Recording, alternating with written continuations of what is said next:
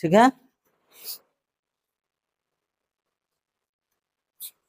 हो गया। चलिए, तो आज हम लोग स्टार्ट करेंगे हिस्ट्री चैप्टर 4 यानी भारत में राष्ट्रवाद। ठीक है, और बहुत शांतिपूर्वक धैर्य तरीका से आप सुनिएगा और आपको इस चैप्टर पढ़ने में बहुत मजा आएगा। और बता दे कि पूरे हिस्ट्री का सबसे ज्यादा जो है ना, अगर पूछे जाते हैं तो इसी चैप्टर से आपका पूछा जाता है। यानी चैप्टर का नाम है भारत में राष्ट्रवाद। क्या नाम है चैप्टर का? भारत में राष्ट्रवाद। ठीक है, कहाँ चलाता है ये तुम्हें? तो देखिए, भारत में राष्ट्रवाद कहने का मतलब है कि आखिरकार हम लोग फर्स्ट चैप्टर में पढ़े यूरोप में राष्ट्रवाद। ठीक है, सेकेंड चैप्टर छोड़ दो, आ गया साम्यवाद समाजवाद। थर्ड चैप्टर में हमने पढ़ा हिंद चीन में राष्ट्रवाद। फोर्थ चैप्टर में पढ़ रहे हैं भारत में राष्ट्रवाद। ये राष्ट्रवाद जो है ना, ये सबसे पहले होता क्या है हम लोग ये समझेंगे। तो राष्ट्रवाद क्या होता है कि यह एक ऐसी अवधारणा है जो अपने राष्ट्र के प्रति सोच विचार लगाव का भावना आता है।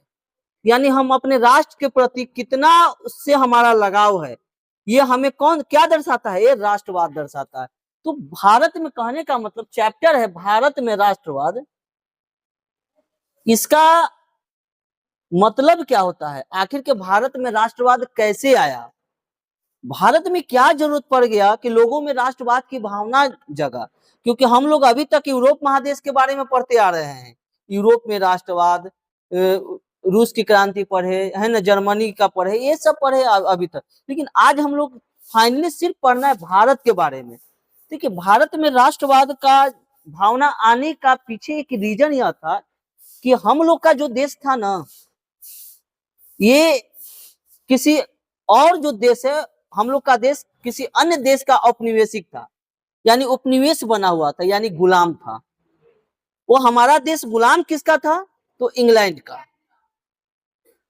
ठीक है, इंग्लैंड का गुलाम था। पहले ब्रिटेन इसका नाम था, अब इंग्लैंड इसका नाम पड़ गया। तो इंग्लैंड का गुलाम था, जहां के लोग थे अंग्रेज, गोरे लोग थे, उनका गुलामी हम लोग कर रहे थे। यानी भारत में, भारत जो है ना इंग्लैंड का यानी अंग्रेजों का गुलाम था। तो आखिर किस गुलामी से दूर भागने के लिए, इससे छुटकारा पाने के लिए लोगों में जगा एक राष्ट्रवाद की भावना कि ऐसे हमें आजादी नहीं मिलेगी, हमें तो लड़ना पड़ेगा इस आजादी लेने के लिए। तो क्या क्या होता है, यही इस चैप्टर में पूरे पढ़ना है कि हम लोग का जब गुलाम था देश, तो उस समय कितना मुसीबतों का सामना करना पड़ा था हमें आजादी लेने के लिए। आ रहा है 15 अगस्त का समय, और आज हम लोग देश आजाद के बारे में ही समझौते एक तरह से पढ़ेंगे, है ना। तो सबसे पहले जो था कि भारत में राष्ट्रवाद का क्या कारण रहा। ठीक है, तो जितने अभी तक आंदोलन पढ़ना है वो सब हम एक बार बारी बारी से लिखते हैं उसको। ठीक है,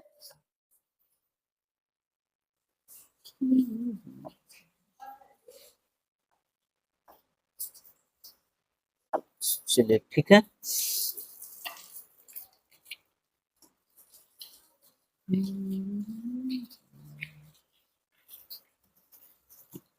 देखिए, सबसे पहले जो भारत में राष्ट्रवाद की भावना जगा, सिर्फ अभी टेलर बता रहे हैं। मूवी जो है हम लोग पार्ट बाय पार्ट देखेंगे, है ना। अभी सिर्फ ट्रेलर है कि भारत में जो राष्ट्रवाद जगा ना, वो कैसे जगा था, क्यों लोगों को लगा कि नहीं हमारे ऊपर जो है ना अत्याचार हो रहे हैं। तो सबसे पहले एक कानून आया था, मैं बारी बारी से कुछ आंदोलन का नाम लिखता हूं, है ना। सबसे पहले आया राष्ट्रवाद का, आराम से पढ़ेंगे, है ना। देखिए,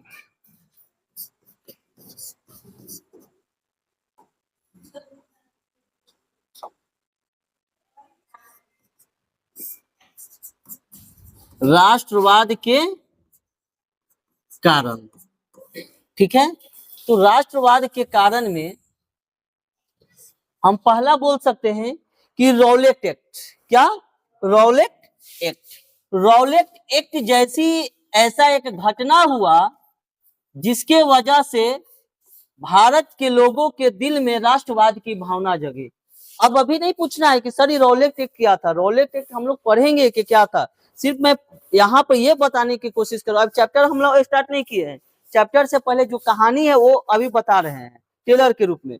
तो राष्ट्रवाद का एक कारण यह था रॉलेट एक्ट। रॉलेट एक्ट एक कानून था, कैसा कानून था आपको बताएंगे। उसके बाद एक घटना घटा हमारे देश वाले लोगों के साथ में, जालियांवाला बाग हत्याकांड, जालियांवाला बाग। उसके बाद ये तो हो गया, उसके बाद और आंदोलन हुआ, दांडी मार्च, चौरी चौरा कांड, सॉरी चौरी चौरा कांड, घटना घटा खिलाफत आंदोलन।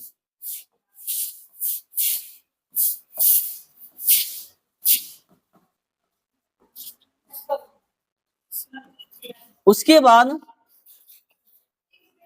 असहयोग आंदोलन,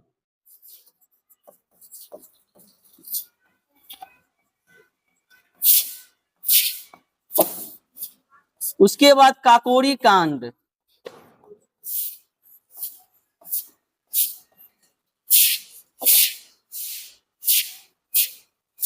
उसके बाद कुछ गांधी जी के द्वारा आंदोलन चलाए गए जिनका नाम दिया गया, बहुत सारे आंदोलन थे, कुछ कुछ छूट भी जाएगा है ना। देखिए गांधी जी के द्वारा चलाया गया आंदोलन असहयोग आंदोलन, इसमें है, हाँ इसमें लिख दिए है ना। चलिए ठीक है, ये गांधी जी के द्वारा चलाया गया आंदोलन था असहयोग आंदोलन, लिख देते हैं असहयोग आंदोलन, असहयोग आंदोलन। उसके बाद दांडी मार्च, उसके बाद भारत छोड़ो आंदोलन। कुछ इस प्रकार ऐसे ऐसे घटना घटे। फिर उसके बाद आया साइमन कमीशन, साइमन कमीशन। फिर उसके बाद देश में लागू हुआ नेहरू रिपोर्ट।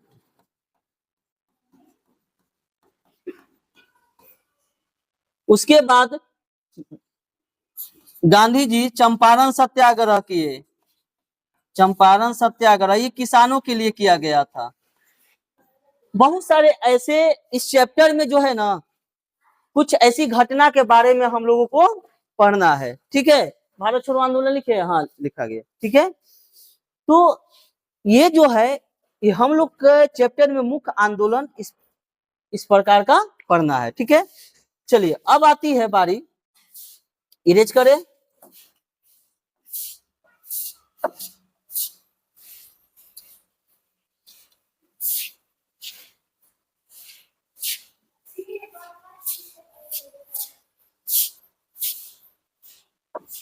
देखिए जैसे कुछ हम लोग ईस्वी याद रखेंगे है ना, जैसे हमारे देश में हुआ क्या, आप ऐसे 4 ईस्वी आप याद रखिए। एक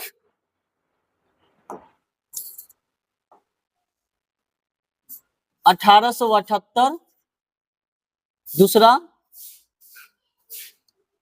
1879, तीसरा 1882, 82 या 83 है, एक मिनट, 78, 79, 83, अच्छा 83 और 1905। देखो आ गया ना, देखो इसको ये सोनम बंद करवा दीजिए, कह रहे थे कि परेशान करेगा। मक्खी जो है ना, हम लोग का मक्खी घर है ना जी, हैं? कौन सा डेट है? 1883। और एक डेट आप याद रखिएगा 1905। ये जो आपका 4 डेट आपको दिख रहा है,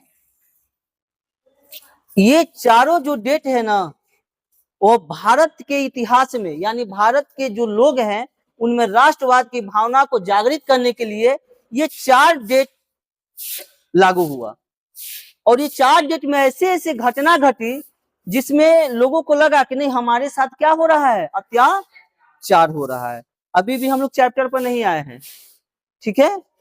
1878, 1879, 1883 और 1905 ईस्वी, ठीक है। तो देखिए 1878 में क्या हुआ कि एक भारत, उस समय भारत का वायसराय था लॉर्ड लिटन। क्या था? लॉर्ड लिटन। कौन था? लॉर्ड लिटन। यह वायसराय था कहाँ का? भारत का। ये कहाँ का था? इंग्लैंड का था। लेकिन भारत में उस समय भारत गुलाम था किसका? अंग्रेजों का। तो उस समय लॉर्ड लिटन जो था यहाँ पर वायसराय के रूप में था। देखिए लोगों को आजादी के लिए बहुत सारा संघर्ष करना पड़ा था।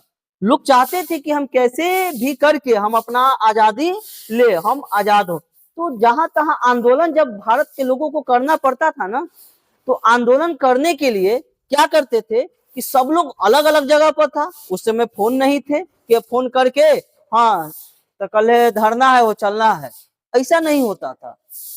तो लोग क्या करते थे भारत के लोग कि प्रेस जो होता है ना, पेपर, पेपर में छपवा दिए कि फलना तारीख को फलना डेट में यहाँ पर आंदोलन होगा।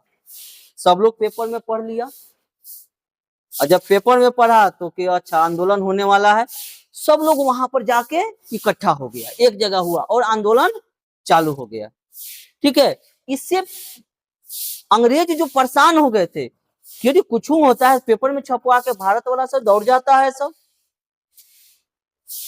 ठीक है। तो एक काम किया जाए, ये जो पेपर है ना, पेपरे के अगर छपवाना अगर हम बंद करवा दे तो इसको जानकारी मिलेगा नहीं, एक जगह इकट्ठा होगा नहीं। तो 1878 ईस्वी में प्रेस पर पाबंदी लगा दिया, प्रेस पर पाबंदी लगा दिया। कौन? लॉर्ड लिटन। और बोला कि अब जो है ना पेपर नहीं छपेगा। प्रेस पर जैसे पाबंदी लगा और बोला गया कि अब जो प्रेस जो पेपर जो है वो नहीं छपेगा, और एक एक्ट लागू किया जिसका नाम दिया गया वार्नाक्यूलर एक्ट। वार्नाक्यूलर एक्ट। अब इस वार्नाक्यूलर एक्ट के तहत यह बोला गया कि अगर पेपर छपा तो इस एक्ट के तहत पेपर छापने वाले को क्या किया जाएगा? गिरफ्तारी किया जाएगा।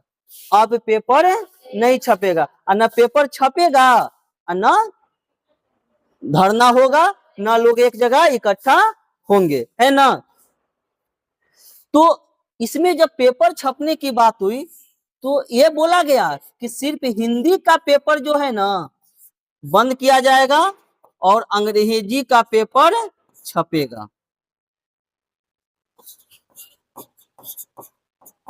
अंग्रेजी का पेपर का जो नाम था ना, उस समय छपता था पत्रिका एंग्लो इंडियन, एंग्लो इंडियन। और हिंदी पेपर का क्या नाम था? Indian press. हिंदी पेपर का नाम था इंडियन प्रेस। आप ये बताइए, ये जो एक्ट लागू किया गया अंग्रेजों के द्वारा किया गया था कि भारत में जो पेपर छप रहे हैं ना वो बंद हो जाए, और जब पेपर छपना बंद हो जाएगा तो लोग एक जगह इकट्ठा नहीं होगा, एक दूसरे का जो मैसेज देता है पेपर के माध्यम से वो बंद हो जाएगा। तो आपका जवाब एक होगा कि सर हिंदी वाला काहे बंद हुआ और अंग्रेजी वाला काहे नहीं बंद हुआ? हिंदी वाला बंद होने का रीजन था कि भारत के जो लोग थे ना उनको हिंदी ही आता था पढ़ने और अंग्रेजी पढ़ने नहीं आता था। वो सोचा कि अरे अंग्रेजी को चालू रखेंगे, हम लोग सिर्फ पेपर पढ़ेंगे, भारत के लोगों को तो पेपर पढ़ने ही नहीं आएगा। इससे अच्छा है कि अंग्रेजी का छोड़ दो और हिंदी वाला को क्या कर दो? बैन कर दो। हिंदी का पेपर बैन हो गया ये एक काला दिन हुआ किसके लिए? 1878 में भारतवासी के लिए, कि जो भी मैसेज देना होता था पेपर के माध्यम से, राष्ट्रवाद को फैलाते थे, वो चीज यहाँ से क्या हुआ? बैन हो गया। ठीक है, यही इंडियन नहीं रुके, अब भारतवासी कहे ठीक है, तो पेपर ने बंद कर दिया है, अब तोरा पिस्तौल से उड़ाएंगे तू सबके। अब कहा कैसे नहीं होगा, अब पिस्तौल से उड़ाएंगे। अब क्या किया कि जहां देखता था लोग अंग्रेज को विरोध चालू, और पिस्तौल रखता था, पिस्तौल से गोली मार देता था। ठीक है, तो अंग्रेजी वायसराय यह समझा कि अरे ये तो प्रेस बंद कर दिए, अब आ गया सर गोलीबारी पर, पिस्तौल से गोली मार दे रहा है सर, एक काम करो इसको भी पाबंदी लगाओ। तो उसने आर्म्स एक्ट लाया, 1879 में क्या लाया? Arms act. इसको हिंदी में बोलते हैं शस्त्र अधिनियम। क्या बोलते हैं? शस्त्र अधिनियम।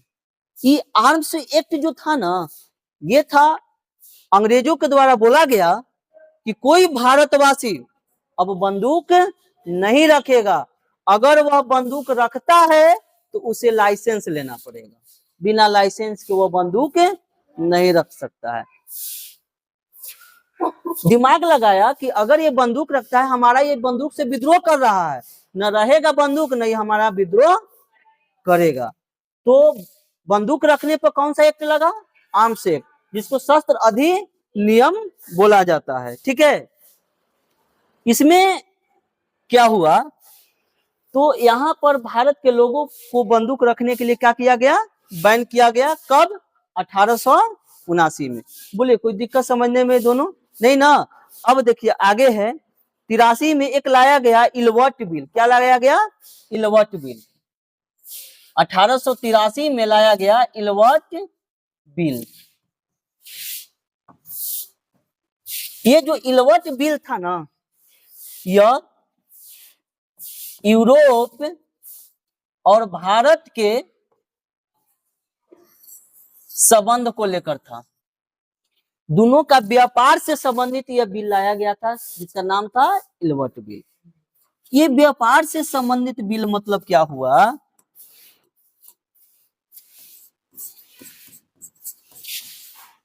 देखिए, भारत से और यूरोप से व्यापार हुआ करते थे। यूरोप में आ जाता था, अंग्रेज वगैरह ये सब आ जाता था यूरोप महादेश में। तो भारत और यूरोप में जो व्यापार होता था, तो बात समझिए, कभी कभी व्यापार होते होते झगड़ा हो जाता है कि नहीं? झगड़ा हो जाता है। तो झगड़ा जब हो जाता था, तो ये मामला कहाँ आता था? कोर्ट में। ठीक है, ये भारत के कोर्ट में आया। जब कोर्ट में आया तो इलवर्ट बिल लागू किया गया। इस बिल में यह कहा गया कि अगर भारत और यूरोप का मामला अगर कोर्ट तक आएगा, ठीक है, तो इसका जो जज है ना, वो सुनवाई करेगा यूरोपीय जज। कौन जज? अब वही बात हो गया, दो लोगों में झगड़ा हुआ है ना, और सुनवाई कर रहा है कौन? यूरोपीय जज। अच्छा ये बताइए, जब यूरोपीय जज है और दो लोगों का मामला आया, तो यूरोपीय जज कभी भारत को सपोर्ट करेगा? नहीं करेगा। वो हमेशा किसका सपोर्ट करेगा? अपना देश वाला को, यूरोप को करेगा। यहाँ भी भारतवासियों के साथ अन्याय हुआ। सबसे पहले तो पेपर पर पाबंदी लगाया, प्रेस पर लगा दिया। क्यों? क्योंकि प्रेस के माध्यम से प्रचार प्रसार हो रहा था, राष्ट्रवाद की भावना जागृत हो रहा था। दूसरा में जब बंदूक रखने लगा भारत के लोग कि नहीं अब अंग्रेज के ठोक देंगे, तो आम से खिला दिया। तीसरा में जब व्यापार करते थे लोग, झगड़ा लड़ाई का कोर्ट में केस आया, तो ऐसा एक एक्ट लाया गया इलवर्ट बिल। उसमें कहा गया कि नहीं, भारत और अगर यूरोप में झगड़ा होता है तो जो सुनवाई करेगा, जो जज बैठेगा, वो यूरोपीय जज बैठेगा। तो कभी भारत के पक्ष में वो निर्णय नहीं लेगा। ये हुआ। आ रहा बात समझ में? अब जो इतना तो चलो ठीक है, लोगों के, भारत के लोगों के साथ अन्याय हो रहा था। ये बहुत पहले की बात है, 1883, 79, 1878। महात्मा गांधी अभी लड़के हैं, महात्मा गांधी जी अभी तो लड़के हैं बेचारे का। 1869 में जन्मे हुआ महात्मा गांधी का, 1878 की बातें हैं। और 9-10 साल के हैं अभी, तो 10 साल में कौन लड़े जा रहा है। लेकिन 10 साल में क्रांतिकारी तो 13 साल में पैदा हो गए थे, 14 साल में खुदीराम बोस, है ना। तो अभी अब देखेंगे हम लोग, अब चलेंगे एक 1905 की घटना। ठीक है, 1905 की जो घटना है वह घटना है बंगाल विभाजन से। ठीक है, अंग्रेजों को बंगाल का विभाजन करना पड़ा। क्यों? अंग्रेज को डर था। अंग्रेज पता है हमारे देश में गुलामी कैसे की हुआ था, फूट डालो और राज करो की नीति से। अंग्रेज कहता था कि जब तक इसको तोड़ोगे नहीं ना, तब तक आप राज नहीं कर सकते। ये तो एकता रहेगा, सब मार के भगा देगा सब। एक काम करो, एकरे में फूट डाल दो, अपने में ही दोनों को लड़वा दो। जब फूट डाल दोगे अपने कमजोर हो जाएगा सब, और जब कमजोर हो जाएगा तो हम आराम से राज कर सकते हैं। तो बंगाल का जो क्षेत्र था ना, बहुत बड़ा क्षेत्र था। आज झगड़ा हो रहा है बांग्लादेश में, आपको याद होगा झगड़ा हो रहा है ना। बांग्लादेश की जो शेख हसीना है, भाग के भारत में आई है। बांग्लादेश का आज स्थिति कैसा है? बांग्लादेश कोई दूसरा नहीं है, वो बांग्लादेश हमारा है। बांग्लादेश वो समझो कि हम ही लोग का देश है, भारत ही है।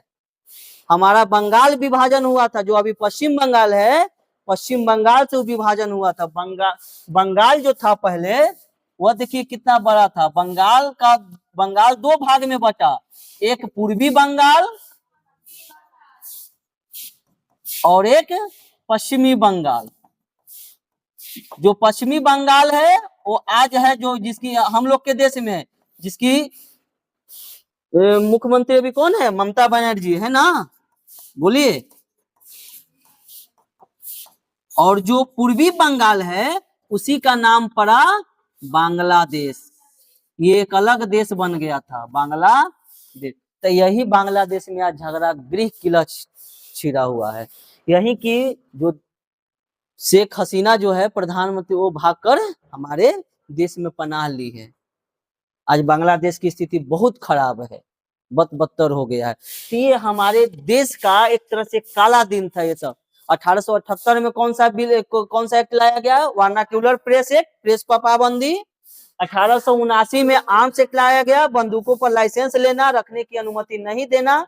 उसके बाद 1883 में इलवर्ट बिल लाया गया, जब यूरोप और भारत के बीच जो झगड़े होते थे, ये व्यापारिक झगड़ा, उसका सुनवाई कौन करेगा?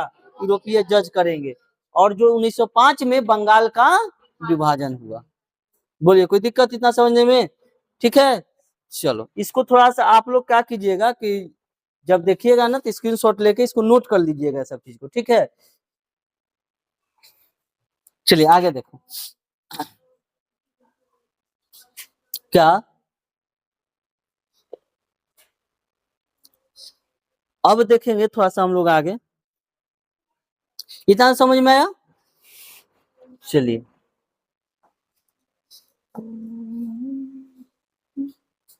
इसको आगे बढ़ा देते हैं। अब देखते हैं थोड़ा सा और कि अभी हम लोग का चैप्टर नहीं आया है जी, है ना, अभी कहानियां है। आए 1 घंटा तो हम लोग का ऐसे ही चलेगा, टेलरे अभी चलेगा। समझ में आ रहा है ना? चलो देखो, अभी मजा आएगा, दिखेगा आपको फिगर में तो समय और अच्छा लगेगा देखने में, है ना। अभी तो सुनो सिर्फ। देखिए, भारत में राष्ट्रवाद का उदय का कारण जो था ना, अभी ये देखिए, ये जो हम अभी बताए, भारत में राष्ट्रवाद का उदय के कारण, ठीक है। अभी जो हमने पहला कारण लिखा, वह कारण है राजनीतिक कारण। क्या है? राजनीतिक कारण। क्या होता है वो? राजनीतिक कारण। देखिए राजनीतिक जो कारण है, उस राजनीतिक कारण का जो भी हम लोग को पढ़ना था अभी, ये सब राजनीतिक कारण में आ जाता है। जो भारत में राष्ट्रवाद का जो उदय हुआ, तो उसमें राजनीतिक कारण 1878 का जो एक्ट लागू हुआ वो राजनीतिक कारण में आए, लिख सकते हैं आप। 1879 का आर्म्स एक्ट लागू हुआ, इलवट बिल आया, फिर उसके बाद बंगाल विभाजन हुआ, ये सब भारत में राष्ट्रवाद का राजनीतिक कारण हो गया। समझ रहे हैं ना कि भारत के लोगों में राष्ट्रवाद की भावना यही सबसे जगी। ऐसे ऐसे अत्याचार हुआ तब भारत के लोगों को लगा कि नहीं, हम लोगों को जगना पड़ेगा। जब तक नहीं अपना जो अधिकार है ना, अगर शांति पूर्वक नहीं मिले तो उसे कैसे लेना चाहिए, उसे छीनना चाहिए, उसे लड़ कर लेना चाहिए, है ना। ये राजनीतिक कारण में सब जितना ये है। अब उसके बाद आया हम लोग का कारण आर्थिक कारण। क्या? आर्थिक कारण। दूसरा कारण है आर्थिक कारण। देखिए आर्थिक कारण, देखिए आर्थिक कारण में जो है ना, यानी भारतवासी को इस प्रकार तोड़ा गया कि इनके साथ साथ जो है ना काफी नाइंसाफी, हमारा देश है, हमरा भी आके हमारा साथ ऐसे नाइंसाफी वो लोग कर रहा है। सबसे पहले किया कि जितना लेखा जोखा का काम था, आसान काम, आसान काम, आसान काम कौन करने लगा? अंग्रेज लोग। आसान काम, आसान काम जो करने वाला काम था वो सब कौन किया? अंग्रेज। यानी लेखा जोखा का काम। लेखा जोखा मतलब अरे लिखने पढ़ने का जो भी काम था ना वो कौन किया? अंग्रेज लोग किया। यानी जितने सरकारी दफ्तर पर काम हो, चाहे कुछ भी हो, चाहे आसान काम हो, कुर्सी पर बैठने वाला काम हो, ये सब कौन किया? अंग्रेज लोग किया। लेकिन भारतवासियों, भारत के लोगों को जो काम मिला वह, अगर पुरुष जो था उसे 10 से 12 से 14 घंटा काम करना पड़ा। महिला जो थी उनको 10 से 12 घंटा काम करना पड़ा, और जो बच्चे थे उन्हें 8 से 10 घंटे काम करना पड़ा। ये काम आसान काम नहीं मिलते थे इन्हें जितना हार्ड जो काम होता था ना, बेकारी बेरोजगारी जैसा काम मिलता था, ये सब मिलता था भारत के लोगों का। और अंग्रेज हमारे ही देश में आके कुर्सी तोड़ते रहता था, बैठते रहता, हुक्म जताता था, काम करवाता था। ये नहीं कि कोई ज्यादा काम करेगा ना उसको ज्यादा पैसा मिलेगा, पैसा सबको समान मिलता था, ज्यादा करो चाहे कम करो। अगर आप विरोध करोगे ना तो लाठी से मार के जेलों में बंद कर देंगे। विरोध भी नहीं करना है, तुमको काम करना है। ये काम करवाया जाता था। ये था राष्ट्रवाद के भावना, राष्ट्रवाद का उदय का कारण। सबसे पहले ये आर्थिक कारण ये हो गया, समझ गए। अगला जो था वो था सामाजिक कारण। क्या था? सामाजिक कारण। और हाँ एक बात और इसमें समझिएगा कि यहीं तक नहीं छोड़ा गया। किसान जो वर्ग के लोग जो थे ना, किसान वर्ग के लोग जो किसान थे उनको भी खेतों में काम करवाया गया, और इस प्रकार उनको खेतों में काम करवाया जाता था। उनका जो फसल होता था, जो फसल, तो उन्हें नगदी फसल बोना पड़ता था। कौन सा फसल? नगदी फसल। और नगदी फसल में क्या था? गन्ना, कपास जो रुआ हुआ बनता है, फिर उसके बाद नील, मकई ना नील, ये सब नगदी फसल में उस समय आते थे, है ना। अब इस नगदी फसल उनको उगाना पड़ता था। अंग्रेज इसका उगाही कर लेता था। उगाही मतलब होता है कि जितना तुम उपजाओगे ना हम लेके चल जाएंगे, और जे मन में आएगा वो पैसा देंगे या नहीं देंगे, तो विरोध करेगा तो मार के जेलों में डाल देगा। तो सब फसल जो है ना वो लेके चल जाएंगे, और ना तो जितना दे रहे हैं उतना रखो। ऐसे किसानों के साथ में भी किया जाता था। ये अत्याचार था, ये आर्थिक कारण था राष्ट्रवाद का। अगला है, इसी को पहले, सामाजिक कारण। देखिए अगला है सामाजिक कारण। क्या है? सामाजिक कारण। तीसरा सामाजिक कारण। देखिए सामाजिक कारण में जो होता था वो समाज के आधार पर ये भेदभाव हो रहा था, यानी गोरा और काला को लेकर। जो गोरे लोग थे, गोरा और काला, इसमें भेदभाव था। जो गोरे लोग थे वे थे अंग्रेज लोग, और जो काले लोग थे वो हम भारत के लोग थे। अरे बात समझ में?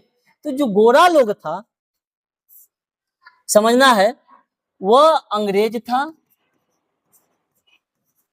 और जो काले लोग थे वो कौन था? भारत के लोग थे। अब देखिए अंग्रेज गोरा काहे हो जाता था? अंग्रेज का रीजन था कि उस सब के क्या काम मिलता था? बैठने वाला, आसान आसान काम मिलता था, पूरा नकाब पोष रहता था सब, पूरा यहाँ पर पूरा हाथ गोड़ जितना सब ढकले रहता था सब। अब भारत के बेचारा लोग मेहनत का काम करना पड़ता था, धूप में करता था, शरीर से पसीना निकलता था, ऑटोमेटिक वे काले हो जाते थे, और अंग्रेज लोग गोरा रहता था। अभी दोनों में भेदभाव ऐसा किया जाता था कि जहां पर कुछ भी अगर मामला हो ना, तो गोरे लोगों को सबसे ज्यादा अधिकार दिया जाता था और काले लोग का कोई अधिकार नहीं रहता था। यहाँ तक कि जिस अगर स्कूल में गोरा का बच्चा पढ़ रहा है, उस स्कूल में काले का बच्चा नहीं पढ़ेगा। ठीक है? ट्रेन में बैठने की आजादी नहीं थी। ट्रेन में अगर, ट्रेन में दो भाग का ट्रेन था, गोरे वाला का और काले वाला का। गोरा वाला के एकदम पूरा एसी वाला बोगी था, एकदम फर्स्ट क्लास का बेगी था, बोगी था। लेकिन काले वाला का ऐसा कोई सुविधा नहीं था। ट्रेन में बैठने की आजादी, देखो उस समय ट्रेन में बैठने की आजादी थी ही नहीं। हम बोल रहे हैं कि अब ऐसा बोगी था, ऐसा इसके लिए कोई आजादी ही नहीं था भारत के लोगों को ट्रेन में बैठने की। उस समय ट्रेन में कौन बैठते थे? सिर्फ गोरे लोग बैठते थे, अंग्रेज लोग बैठते थे। एक बार बड़ा हिम्मत जुटा के महात्मा गांधी बैठ गए ट्रेन पर दक्षिण अफ्रीका में। वो दक्षिण अफ्रीका पढ़ने गए थे। महात्मा गांधी के बारे में आएंगे तो थोड़ा सा बताएंगे, रोचक उनका भी कहानी है, ऐसा बात नहीं है। कि महात्मा गांधी इंग्लैंड से जब भारत आए थे पढ़ के, पहले इंग्लैंड में वकालत करने गए थे महात्मा गांधी। ठीक है? तब भारत आया, फिर दक्षिण अफ्रीका गए ना, तो जैसे तैसे हिम्मत जुटा के ट्रेन में बैठ गए। महात्मा गांधी जैसे ही ट्रेन में बैठे, ये कौन आ गया है? Who is this, who is this? वो अंग्रेज लोग ऐसे ही बोलता था, ये कौन आ गया है, यह क्या है? अब उसको महात्मा गांधी के दो अंग्रेज गोर धरा, दो हाथ धरा, ट्रेन से फेंक दिया नीचे कि आपको ट्रेन में बैठने की आजादी, तुम काले हो, तुमको बैठना नहीं है ट्रेन में। महात्मा गांधी कहे ना उस समय प्रण लिए कि थोड़ा सबके बर्बाद करके रख देंगे। एक क्रांति तो होगा, आंदोलन तो छिड़ेगा तुम्हारे विरुद्ध में, तुम्हें छोड़ेंगे नहीं। मैं भी एक वकील हूँ, वकालत करने आया हूँ।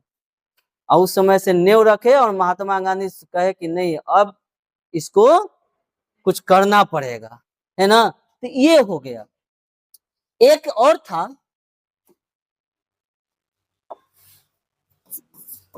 एक धार्मिक कारण था। देखिए धार्मिक कारण था, अंग्रेज लोग सोचते थे ना कि भारत के लोग जो है ना, उनको धर्म के आधार पर लड़वा दो एक दूसरे से, और धर्म के आधार पर लड़ेगा ना तो कमजोर होगा, और जितना ज्यादा कमजोर होगा उतना ही ज्यादा हम लोग यहाँ पर राज करेंगे। तो हिंदू मुस्लिम करके, यानी धर्म के नाम पर हिंदू मुस्लिम करके, यानी हिंदू मुस्लिम की एकता को उसने तोड़ दिया। एकता को क्या किया उसने? तोड़ा। ये धर्म के आधार पर धार्मिक रूप से उन लोगों में टकराव करवाया। और यही सब जितना घटना हुआ ना, यही सब घटना को देखते हुए भारत में राष्ट्रवाद का उदय हुआ। तो दिक्कत समझ में आया जी? है? चलो अब हम लोग का है, अब थोड़ा सा चैप्टर पर आ जाते हैं कि राष्ट्रवाद क्या है। ठीक है? अब देखते हैं।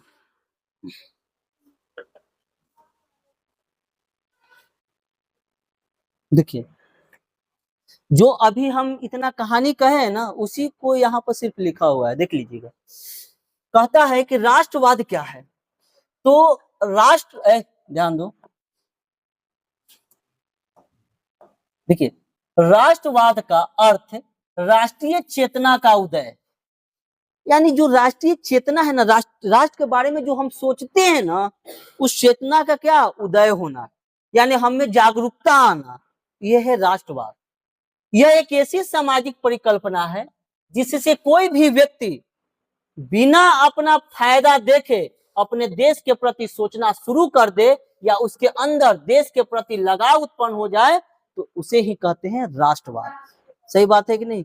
हम राष्ट्रवादी हैं, अपने राष्ट्र के प्रति हमें कोई लोभ नहीं है, हमें कोई फायदा के बारे में हम नहीं सोचते हैं। बताइए, अगर आपका क्रिकेट जो होता है भारत और पाकिस्तान से, तो जो लास्ट ओवर की बात होती है, अब पांच गेंदा में 5 रन बनाना हो, या चाहे 5 गेंदा में 10 रन बनाना हो, और लास्ट में 1 गेंदा बचा हुआ होता है और 6 रन मारने की बारी आती है, तो उस समय आपके दिल में क्या लगता है? अरे क्या होने वाला है, मार दे मार दे। जब मार देता है तो चिल्ला उठते हो, होता है कि नहीं? क्या उसमें हमारी फायदा है? उसमें हमारी फायदा है? हमारी क्या फायदा थी? भारत जीत गया, क्या फायदा हुआ आपका?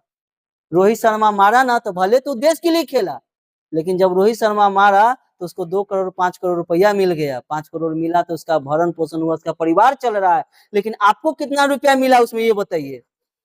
मिला? फिर भी हम जी जान क्यों लगा दिए? यही तो राष्ट्रवाद का भावना जागृत हुआ।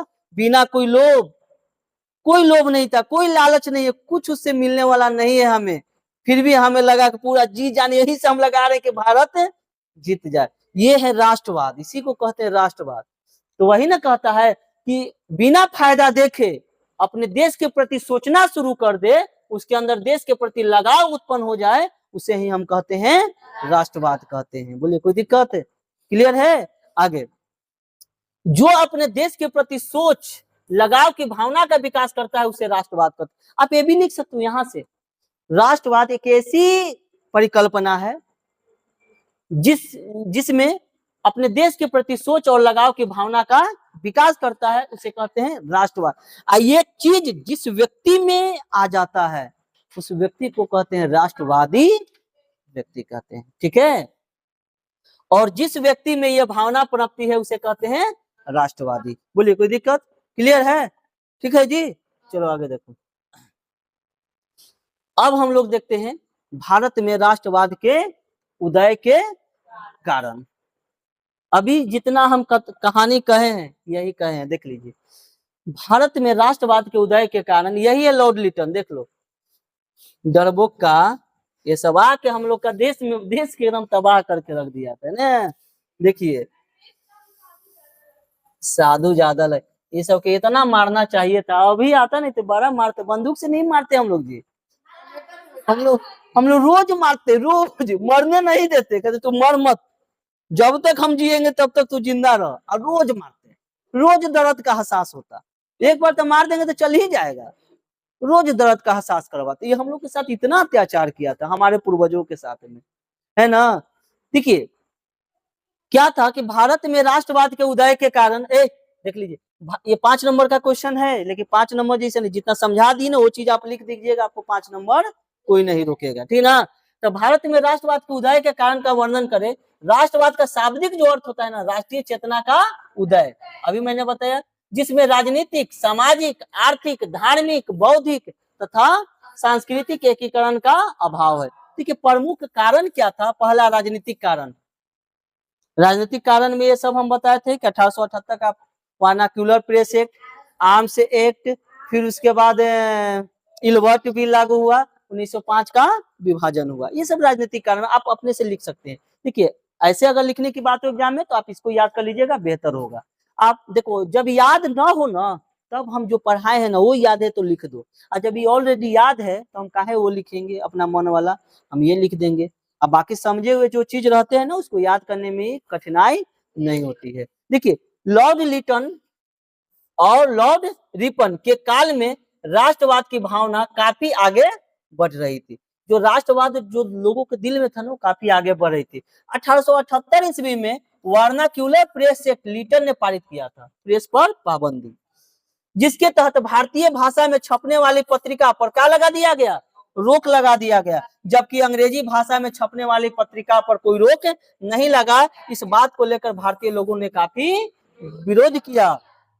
सब पढ़ाए हुए हैं। 1879 में लीटन के द्वारा शस्त्र अधिनियम बिल पारित हुआ, आर्म्स एक्ट इंग्लिश में इसको बोलते हैं, जिसके तहत कहा गया कि अगर भारतीय लोग अस्त्र शस्त्र रखते हैं ना तो उन्हें लाइसेंस बनाना होगा, लेकिन अंग्रेजों के लिए ऐसा कोई नियम नहीं।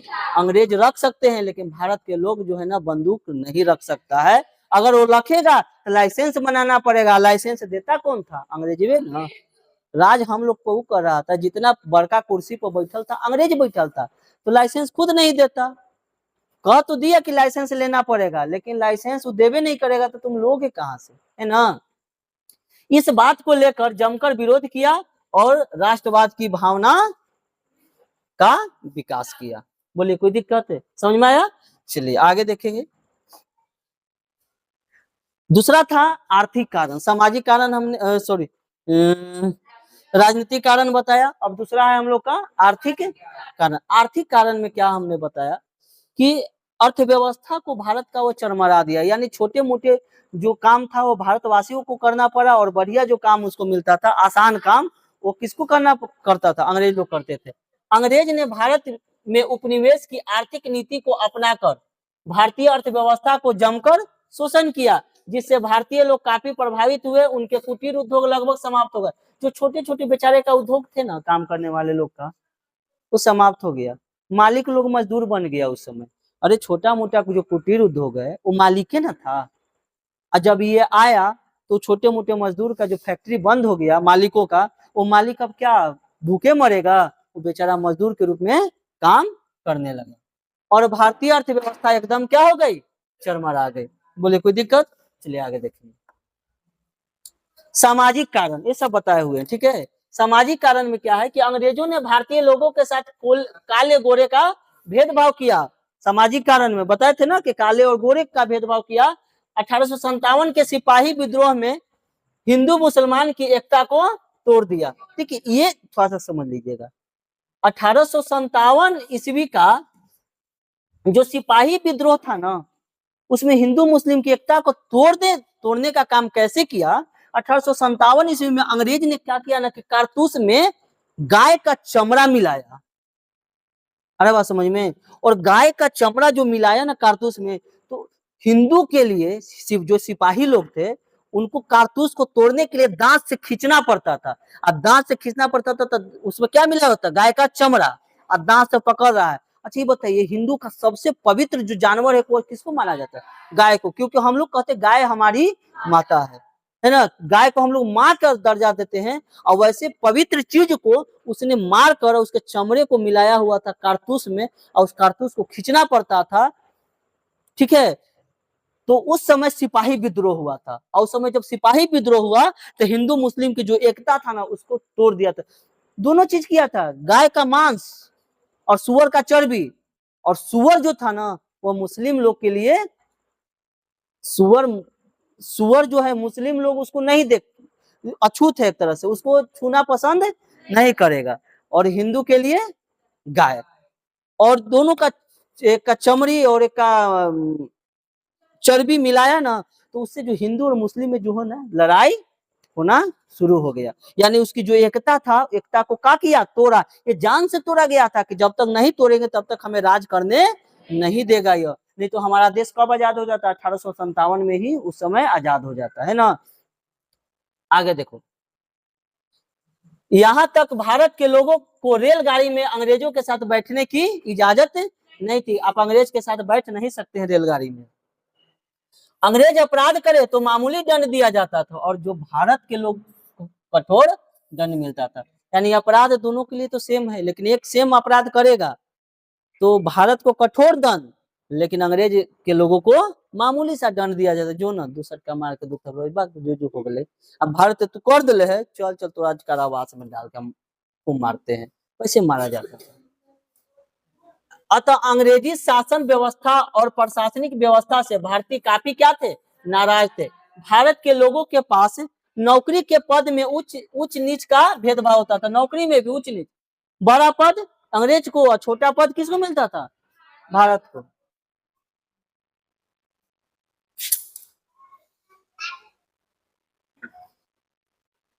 चलिए, हाँ, जिससे भारत में बेरोजगारी की समस्या बहुत बढ़ गया था। साथ ही साथ भारत में गरीबी की समस्या बहुत ज्यादा बढ़ते जा रहा था।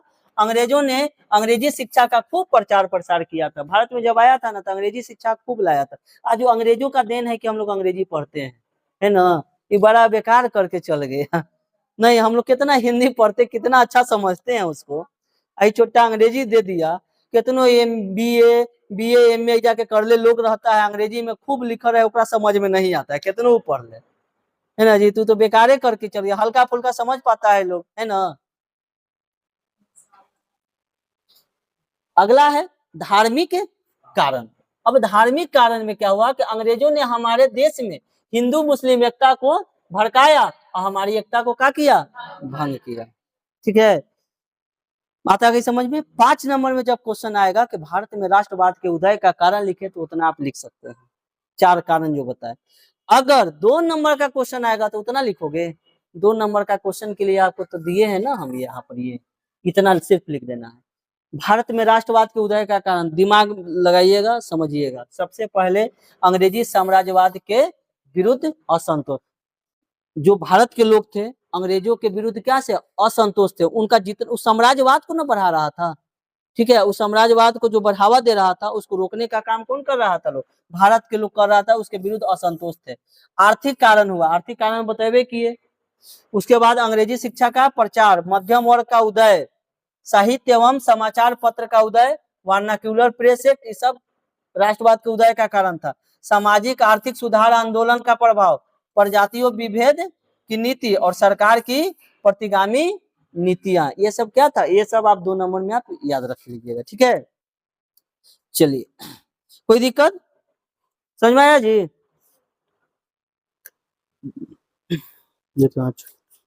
हाँ,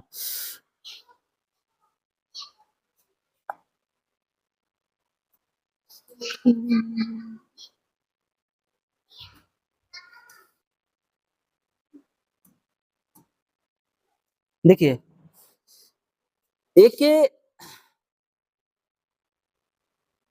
आप ये कुछ समझिए। जब 1905 में कौन सा घटना हुआ, बंगाल का अंग्रेजों ने विभाजन कर दिया, ठीक है। इसी दौरान एक विश्व युद्ध छिड़ गया था 1914 में। प्रथम विश्व युद्ध कब हुआ, 1900, प्रथम विश्व युद्ध, फर्स्ट वर्ल्ड वॉर। ये अब छोटा डेट याद कर सकते हो, 28 जुलाई 1914 में प्रथम विश्व युद्ध छिड़ गया।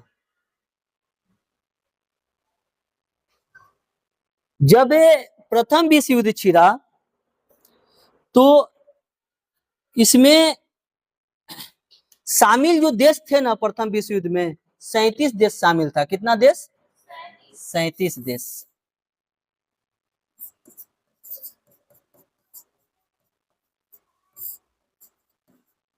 इसमें 37 देश शामिल थे। उस समय विश्व जो था ना 2 गुटों में बटा हुआ था, यानी जो युद्ध हो रहा था, युद्ध 3-4 लोग में होता है। अरे जब 4-5 में लड़ने की बात आए, तो चारों पांचों एक दूसरे को थोड़े मारेगा। 4-5 का जो दुश्मन होगा, 2 ना होगा, 2 तरह से ना बट जाएगा।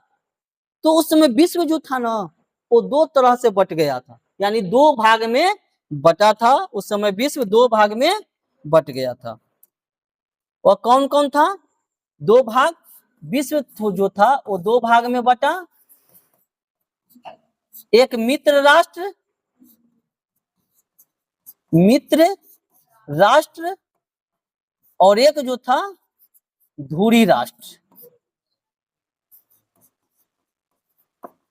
समझ में आ गया, एक था मित्र राष्ट्र और एक था धुरी राष्ट्र। अब मित्र राष्ट्र में कौन कौन से देश थे और धुरी राष्ट्र में कौन कौन से देश थे? तो मित्र राष्ट्र में अमेरिका, रूस, फ्रांस, अमेरिका,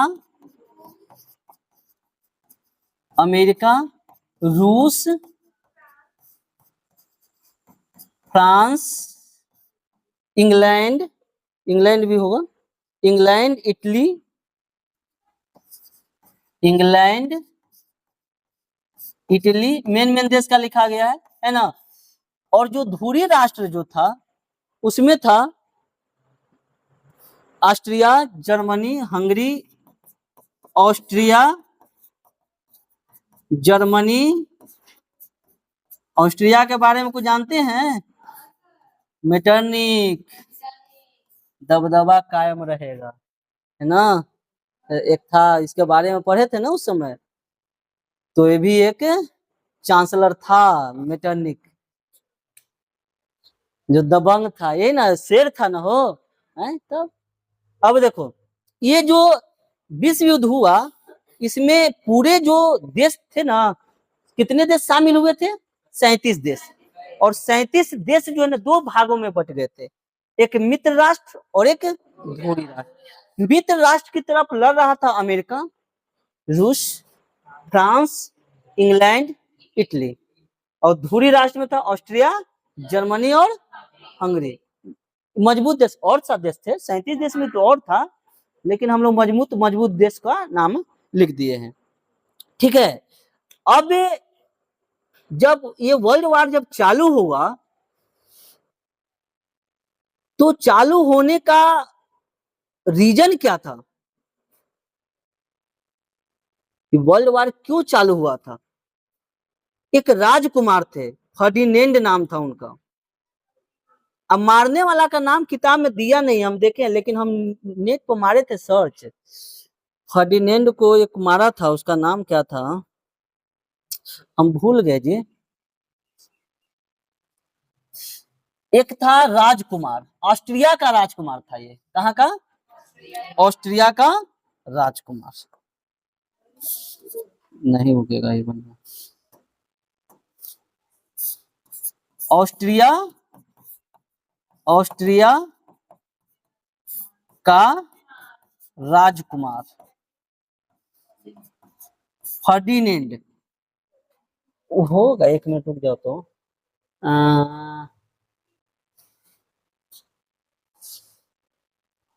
हाँ, गैब्रिलो प्रिंसिपल नहीं, प्रिंसिप नाम है इसका, गैब्रिलो प्रिंस, गैब्रिलो प्रिंस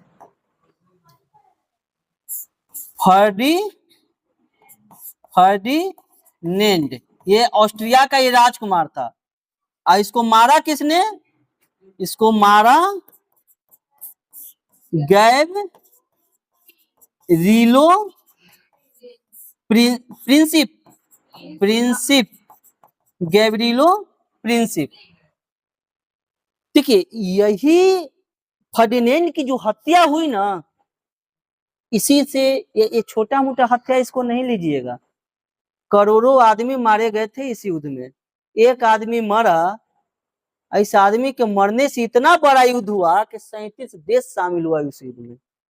आप इसको फर्डिनेंड को छोटा मोटा समझते हो। ऑस्ट्रिया था, ऑस्ट्रिया का ये राजकुमार था, जो ऑस्ट्रिया का एक चांसलर था मेटरनिक, वैसा ही नहीं था जी फर्डिनेंड। तो इसकी जो हत्या हो जाती है, करता कौन है? मारता ही छोटा ही मार देता है, गैब्रिलो प्रिंसिप इतना के लोग को मरवा देता है, तो मार ही दिया। बाकी तो इसी को, फर्डिनेंडो को नहीं ना मारा जाता, फर्डिनेंड को मारा जाता है, इसकी राजकुमारी जो है ना उसको भी मार दिया जाता है। जब ये दोनों को मारा जाता है तो ऑस्ट्रिया जवाब मांगता है ऑस्ट्रिया के, क्यों आप मारे?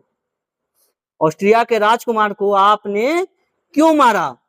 कोई जवाब नहीं आता है, उसका रीजन कुछ नहीं बताया जाता है कि ऑस्ट्रिया के राजकुमार को क्यों मारा गया। तब ऑस्ट्रिया थोड़ा सा वो अपना बेकाबू हो जाता है और लगता है कि अरे ये तो मार दिया, अन्याय किया, और जवाब मांगने पर कुछ बोल नहीं रहा है, ऐसे नहीं होगा। तो ऑस्ट्रिया का जो जो सपोर्ट करने वाला देश था ऑस्ट्रिया देने चला गया, और जो मित्र राष्ट्र में जो सपोर्ट करने वाले जो देश थे इधर आ गए, अमेरिका, रूस, फ्रांस, ये सब। ठीक है। इस युद्ध में देखिए,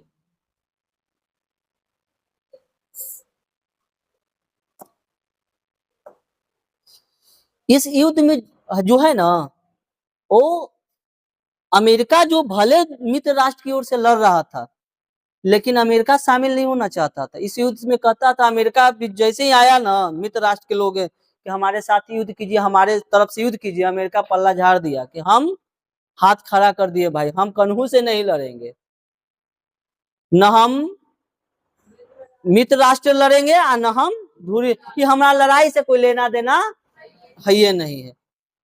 फिर भी अमेरिका काहे शामिल हुआ? ये तो मन में आपको आ रहा होगा ना कि सर कह रहे हैं कि अमेरिका लड़बो नहीं किया, तो अमेरिका का नाम लिखे हैं आप। तो अमेरिका का शामिल होने के पीछे एक रीजन था, उस रीजन को आप समझिएगा कि जब इंग्लैंड का जो नाव था ना, इंग्लैंड का एक नाव वह जर्मनी की ओर जा रहा था, जर्मनी की तरफ, समुद्री नाव था, एक नाव था, वो कहाँ जा रहा था? जर्मनी की तरफ जा रहा था। ठीक है, वो जर्मनी की तरफ जा रहा था। अब इसमें बहुत सारे लोग थे, जर्मनी वाला देखा, प्रथम विश्व युद्ध का तो दौर चल ही रहा था, कहाँ का नाव था यह? इंग्लैंड का। किधर जा रहा था? जर्मनी की तरफ जा रहा था। जर्मनी वाला देखा तो उसने कहा कि अरे एक जो नाव है ना, इंग्लैंड का जो नाव है, वो हमारे तरफ आ रहा है युद्ध करने के लिए। अब जर्मनी वाला को लगा कि युद्ध वाला नाव हम लोग को मारने आ रहा है, उस पूरे नाव को पलटवा दिया समुद्र में। और उस नाव में लगभग 1100 कुछ लोग थे, 1100, हाँ 1153 व्यक्ति थे उस नाव में। टोटल 1153 व्यक्ति इस नाव में थे, और 1153 व्यक्ति इस नाव में इंग्लैंड के थे। तो अमेरिका काहे लड़ गया? 128 को जो आदमी था ना, वो अमेरिका का था उस नाव में बैठा हुआ। ठीक है, यानी 128 व्यक्ति कहाँ का था? अमेरिका का था। जब अमेरिका को इसका सूचना मिला कि आपके मुल्क का 128 व्यक्ति मारा गया है, जर्मनी ने नाव को डुबो दिया और उसमें आपका व्यक्ति 128 है वो मर गया है, अमेरिका कहा कि अरे हम तो युद्ध में शामिल नहीं होना चाहते थे, तब तू हमारे आदमी के काहे मार दिया? अब कहा कैसे नहीं होगा, हमरो युद्ध में अब शामिल होना पड़ेगा। तब जाकर इंग्लैंड वाला से मिला अमेरिका और मित्र राष्ट्र में यह शामिल हो गया। किस वजह से? एक गलती से, नहीं एक गलती से, सिर्फ गलती जर्मनी वाला किया कि नाव डुबो दिया। उसको पता करना चाहिए था कि ये नाव हमारे तरफ जब आ रहा है तो क्यों आ रहा है। अगर वो लड़ने के लिए आ रहा होता तो आप उसको डुबो देते, चलता, लेकिन वो व्यापार के संबंध में दृष्टिकोण से वो नाव जा रहा था, वो लड़ने नहीं जा रहा था, व्यापार के दृष्टिकोण से नाव जा रहा था, उसका कुछ और कारण था। और बिना कारण जाने हुए नाव को डुबोया गया।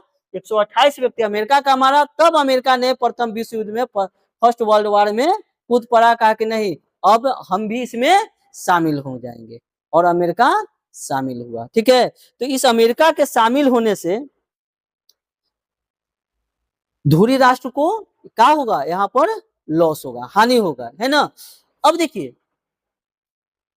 अब इसमें आप ये पूछिएगा कि सर सब तो चलिए बात ठीक है, भारत का क्या योगदान है? भारत लिखवे नहीं कहीं किए हैं, भारत का भी कुछ योगदान है। तो आप सुन लीजिए कि भारत का योगदान है इसमें। भारत किसका उपनिवेश था उस समय? इंग्लैंड का। और मित्र राष्ट्र की ओर से कौन था? इंग्लैंड ने। भारत को एक लालच दिया गया था, भारत को बोला गया था कि अगर फर्स्ट वर्ल्ड वार में आप हमारा सहयोग कीजिएगा तो हम आपको आजाद कर देंगे, है ना। तो भारत के लोग ने सोचा कि क्या दिक्कत है, लड़ाई ना करना है, सब देश लड़ रहा है, हम भी लड़ जाएंगे। तो फर्स्ट वर्ल्ड वार में भारत जो है इंग्लैंड का सहयोग करता है, यानी साथ देता है। और उस समय लगभग 8 लाख जो सैनिक था ना, कितना, 8 लाख सैनिक भारत भेजता है, किस चीज में, फर्स्ट वर्ल्ड वार में, प्रथम विश्व युद्ध में, ठीक है। और लड़ने के लिए भेजता है। यहाँ पर उसी दौरान 1914 में ये घटना हुआ था ना, फर्स्ट वर्ल्ड वार स्टार्ट हुआ था 1914 से 18 तक चला था, 4 साल। उसी बीच जो है ना महात्मा गांधी बेचारे आए थे, कहाँ से, दक्षिण अफ्रीका से। उनका भी कहानी थोड़ा सुन लीजिएगा, आते हैं वहां पर, पहले इनका सुनिए। उसी बीच में गांधी जी आए, पढ़ लिख के, कहाँ से, वकालत की पढ़ाई के लिए। महात्मा गांधी, देखिए थोड़ा समझेंगे, महात्मा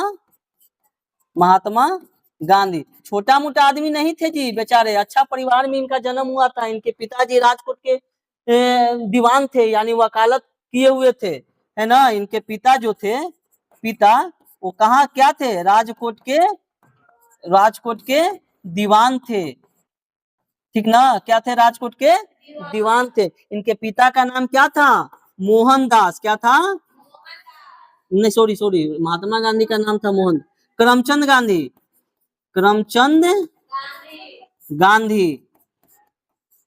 तो इन्हीं के नामों पर महात्मा गांधी लगा दिए, मोहनदास। सिर्फ महात्मा गांधी का नाम था मोहनदास, तो कहे कि नहीं हम अपना पिताजी का नाम लगाएंगे, तो मोहनदास के बाद लगा दिए करमचंद गांधी। तो उनका पूरा नाम हो गया मोहनदास करमचंद गांधी। तो ये पिताजी जो थे राजकोट के दीवान थे, ये अपने बेटा को, गांधी जी को बोले थे, गांधी तुम एक काम करो, तुम इंग्लैंड चले जाओ, वकालत की पढ़ाई करो, तुम वकील बनकर आना।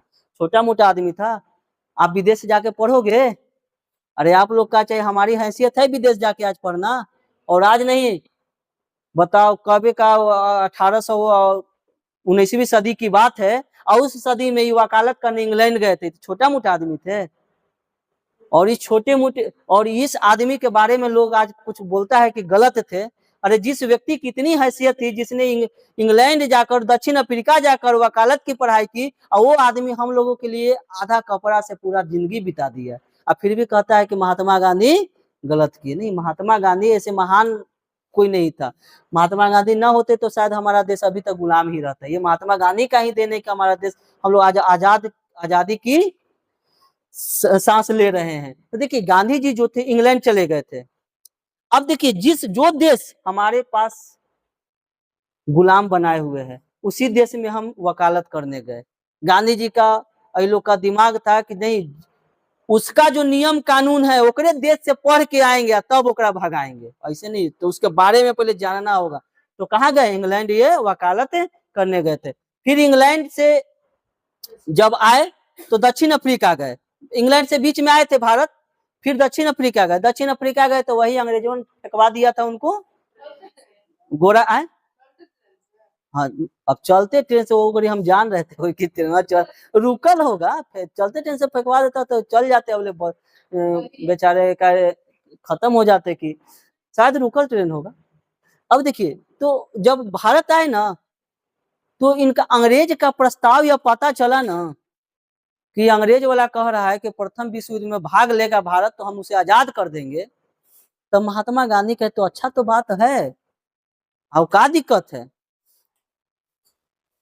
जब प्रथम विश्व में युद्ध में बोल रहा है कि भाग अगर हम लेते हैं, उसकी सहयोग करते हैं तो हमें आजादी दे देगा, तो अच्छा बात है, हम उसका सहयोग करेंगे। महात्मा गांधी फंस गए उसके जाल में। किसके जाल में, इंग्लैंड के। अब खूब महात्मा गांधी एकदम सहयोग करने लगे। महात्मा गांधी आए थे तो पहले भारतीय राष्ट्रीय कांग्रेस में शामिल हुए थे।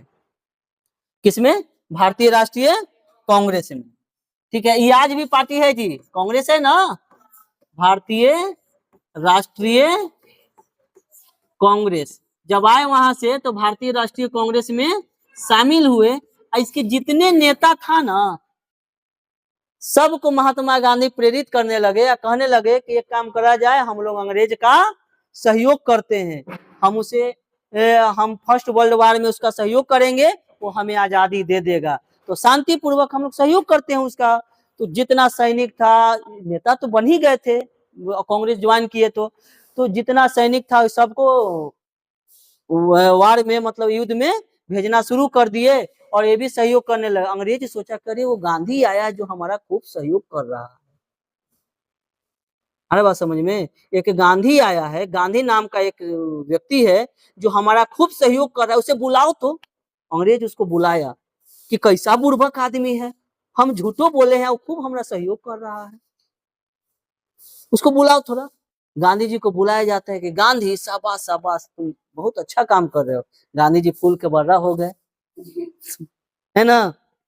अब गांधी जी को देखिए, जब किसी से काम करवाना हो ना आपको, तो उसको चढ़ा दो, तू बड़ा अच्छा आदमी है बउआ, इतना कैसे पानी मंगवाना है।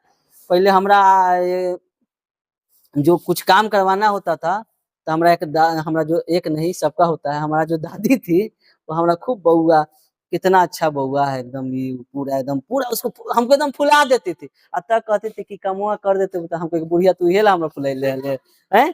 तो ये चीज होता है। तो किसी इंसान को पहले आप चढ़ा दो और तब उससे काम करवा। तो गांधी जी को पता है क्या किया गया, गांधी जी को बोला गया कि इसको चढ़ाओ, तो उसको एक सम्मान दिया गया, एक उपाधि दिया गया गांधी जी को, कैसर ए हिंद की उपाधि। गांधी को क्या मिला, कैसर ए हिंद की उपाधि, एक सम्मान मिला, इसको सम्मान बोलते हैं। अंग्रेजों के द्वारा दिया गया यह सम्मान था, कैसर ए हिंद की उपाधि। गांधी जी उपाधि लेके एकदम फूल गए, वाह अंग्रेज हमारा मेडल दिया, है ना।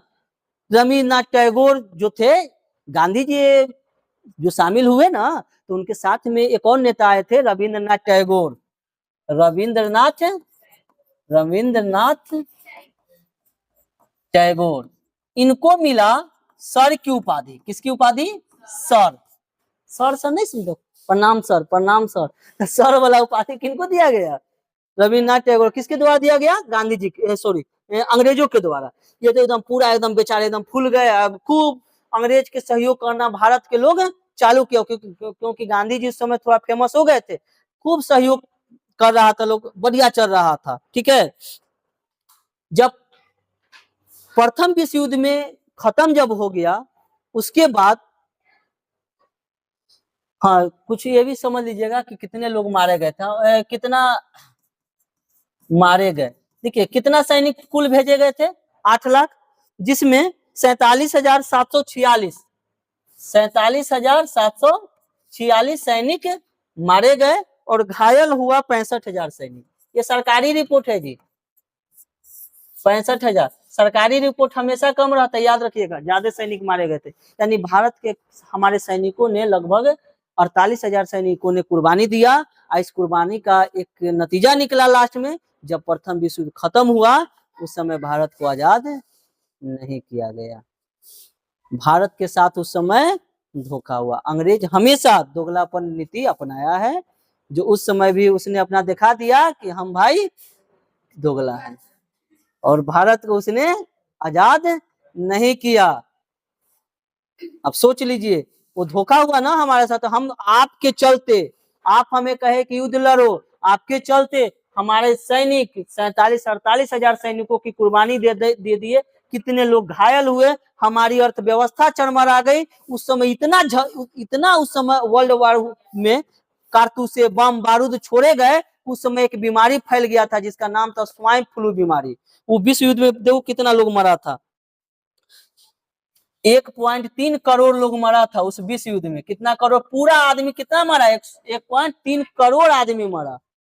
सरकारी रिपोर्ट, इससे 5 गुना 6 गुना ज्यादा आदमी मरा होगा, 10 करोड़ मरा होगा, उससे कम नहीं। लोग कहता है कि 8-9 करोड़ आदमी मरा था इस युद्ध में, तो सरकारी रिपोर्ट दिखाता है 1.3 करोड़ लोग मरा। उस समय एक स्वाइन क्या स्पेनिश फ्लू महामारी था, 1918 में एक महामारी फैला था, स्पेनिश फ्लू।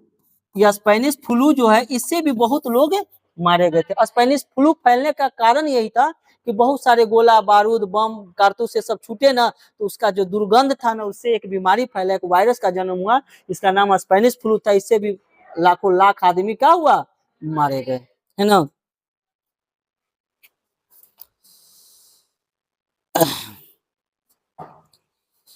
समझ में आया इतना, कोई दिक्कत? प्रथम विश्व युद्ध समझ में आ गया, कारण क्या था, क्यों हुआ था प्रथम विश्व युद्ध, है ना। थोड़ा सा इसको देख लेंगे हम लोग। देखिए क्या हुआ जी, बोलते बोलते जो है ना अंदर से दर्द करने लगता है, कम से कम 1 घंटा से तो भूख रहे होंगे, है ना। देखिए प्रथम विश्व युद्ध यानी फर्स्ट वर्ल्ड वॉर, है ना।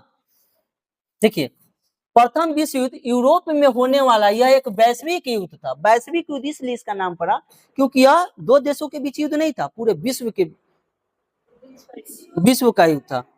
विश्व युद्ध का मतलब ये होता है कि दो देश नहीं लड़ रहा है, विश्व के लोग लड़ रहे हैं, यानी बहुत सारे जितने मेन मेन देश था ना सब लड़ रहा था, कोई देश इसमें बचा हुआ नहीं था। अमेरिका बेचारा पल्लो झाड़ना चाहता, होकर नाव डुबा के उसको लड़वा दिया था, है ना। सब लड़ रहा था, जो 28 जुलाई 1914 से 11 नवंबर 1918 तक चला था। अगर आपसे पूछे कि प्रथम विश्व युद्ध कब से कब तक चला, तो 1914 से 1918 तक ये 4 साल युद्ध लड़े गए थे। अब 4 साल लगातार का युद्ध होता है, बीच बीच में रुकता था, ऐसा नहीं खाली लड़ाई हो रहा है ना। और जब महाभारत तो चला था तो दिन में लड़ाई होता था, रात सब सोता था सजा के। सूर्य जैसे ही डूब गया, देखो महाभारत हम कभी कभी ऐसे होता, दोनों तलवार लड़ेले है, देख लिया कि बेड चलो हो गलो, हम छोड़ देवल जाए, नहीं जी। ऐसे भोंके वाला है, जैसे अरे सूरज डूब गई कहला भोंकबे, अब चल आऊ का बच गए, ऐसा रूल होगा कि नहीं जी। अम्मा लेके तू ऐजा है तू भोग दे, तो रूल के विरुद्ध है कि नहीं, फिर कहेंगे कि देखिए आपका जो आदमी है ना, हमारा आदमी के बेड डूबे मार दिया है, जो मारता नहीं होता है कि नहीं। तो प्रथम विश्व युद्ध यही था। ऐसा नहीं कि वर्ल्ड वार का मतलब ये कि हमेशा चल रहा है, नहीं, बीच बीच में विराम दिए जाते थे। ऐसा होगा तो पता है 2 दिन में आदमी खत्म हो जाएगा पूरा जी, है ना। आइंस्टाइन बोले थे युद्ध, प्रथम युद्ध के बारे में कि हमने फर्स्ट वर्ल्ड वार देखा, सेकेंड वर्ल्ड वार देखा, लेकिन थर्ड वर्ल्ड वार देखने के लिए कोई रहेगा नहीं, उस समय रहेगा ईंट और पत्थर। यानी इसका मतलब समझे, फर्स्ट प्रथम विश्व युद्ध देखे आदमी लड़ा, सेकेंड विश्व युद्ध आदमी लड़ा, लेकिन थर्ड विश्व युद्ध होगा ना चला, आदमी नहीं लड़ेगा, आदमी रहबे नहीं करेगा। अरे भारत कहता है कि पाकिस्तान को हम 8 मिनट में खत्म कर देंगे, तो पूरे दुनिया को खत्म करने के लिए कितना देरी लगेगा। वैसे ऐसा ऐसा हम लोग के पास लड़ने वाला, हम लोग के पास पूरा विश्व में उपलब्ध हो गया है कि वर्ल्ड वार होगा तुरंत दुनिया खत्म, 1 घंटा के अंदर पूरा स्वाहा। तो लड़ेगा कौन, 4 साल युद्ध चले वाला है, अब 4 मिनट में देश के देश खत्म, 2 से 3 घंटा में खत्म पूरा देश, है ना। ये चीज है। अब देखिए समझो, इसे महान युद्ध फर्स्ट वर्ल्ड वार को महान युद्ध कहा गया, और इसका नाम दिया गया सभी युद्धों को समाप्त करने वाला युद्ध। इसका पता है सभी युद्धों को समाप्त करने वाला युद्ध नाम क्यों पड़ा? उस समय जितने छोटे मोटे युद्ध होते थे ना, सब युद्ध को लोग भूल गया था, और कौन सा युद्ध याद था, प्रथम विश्व। तो छोटा मोटा जितना युद्ध था वो सब समाप्त हो गया। अब छोटा मोटा में लड़े, चल पहले वो में लड़े, ओजा बुलहटा, है ना। इस युद्ध में दुनिया भर लगभग 37 देश भाग लिए। इस युद्ध में अनुमानित 9 करोड़ लड़ाकों की मौत और युद्ध के प्रत्यक्ष परिमाण के स्वरूप में 1.3 नागरिकों की मृत्यु। देखिए लगभग 9 करोड़ लोग मरा था, लेकिन सरकारी आंकड़ा क्या दिया कि 1.3 करोड़ नागरिक मरा है। जबकि 1918 में स्पेनिश फ्लू की महामारी ने दुनिया भर में 1.7 से 10 करोड़ की मौत का कारण बना। देखिए स्पेनिश फ्लू, जितना फर्स्ट वर्ल्ड वार में लोग मरा ना, उतना ही स्पेनिश फ्लू इस वायरस से लोगों ने उस समय अपनी जान दी, जिसमें कि यूरोप में अनुमानित 26.4 लाख मौतें और संयुक्त राज्य में 6.75 लाख स्पेनिश फ्लू से हुई थी। यह युद्ध 2 देशों के बीच लड़ा गया, एक मित्र राष्ट्र और एक धुरी राष्ट्र। सब हमने बताया, अमेरिका, रूस, फ्रांस, जापान, इटली, इंग्लैंड, और धुरी राष्ट्र में जर्मनी, ऑस्ट्रिया और हंगरी। ठीक है, चलिए आगे देखें। देखिए इन्हीं का हत्या हुआ था, है ना? आपका फोटो दिख रहा है जी? हैं? हाँ यही राजकुमार है। पूछिए आ गया। हैं? ये कौन? वो राजकुमार के पिताजी लग रहा है ये।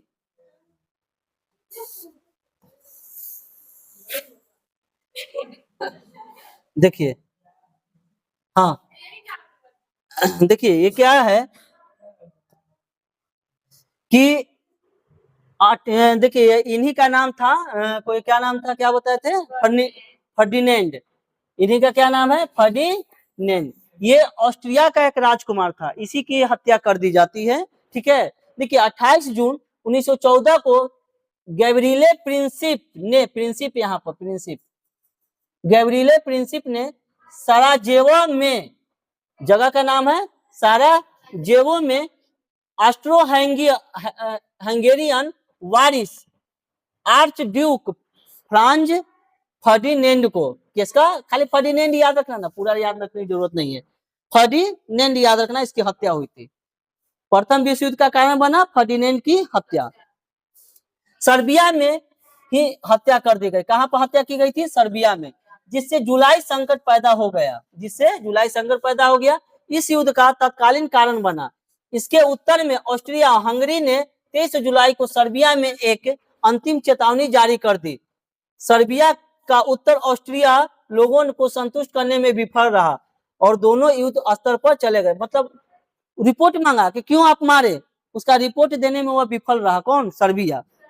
तो यही तत्कालीन युद्ध का कारण बना। शुरुआत में अमेरिका इस युद्ध में शामिल नहीं था, लेकिन बाद में 1917 में अमेरिका भी इस युद्ध में शामिल हो गया। सुन लो, 3 साल युद्ध चला था लेकिन अमेरिका नहीं था। अमेरिका कहता था कि हमको इससे मतलब नहीं है, लेकिन अमेरिका का, क्योंकि जर्मनी के द्वारा इंग्लैंड के लुसितानिया नामक जहाज का नाम था लुसितानिया, उस लुसितानिया नामक जहाज को क्या किया गया कि डुबो दिया गया। किसके द्वारा? जर्मनी के द्वारा। इस जहाज में लगभग 1153 लोग बैठे थे, जिसमें 128 व्यक्ति अमेरिका के थे। इसी के बाद अमेरिका भी इस युद्ध में शामिल हो गया कि हमारे आदमी के तू काहे मार दिया, ठीक ना?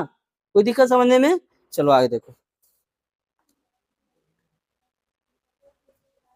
हाँ ये देखिए, अब इस युद्ध का भारत पर क्या प्रभाव पड़ा था, ये भी हम लोग समझेंगे कि प्रथम विश्व युद्ध का भारत पर क्या प्रभाव पड़ा था। इस युद्ध में करीब 8 लाख लोग सैनिक इस युद्ध में लड़े, जिससे कुल 47,746 सैनिक मारे गए, 65,000 सैनिक घायल हुए।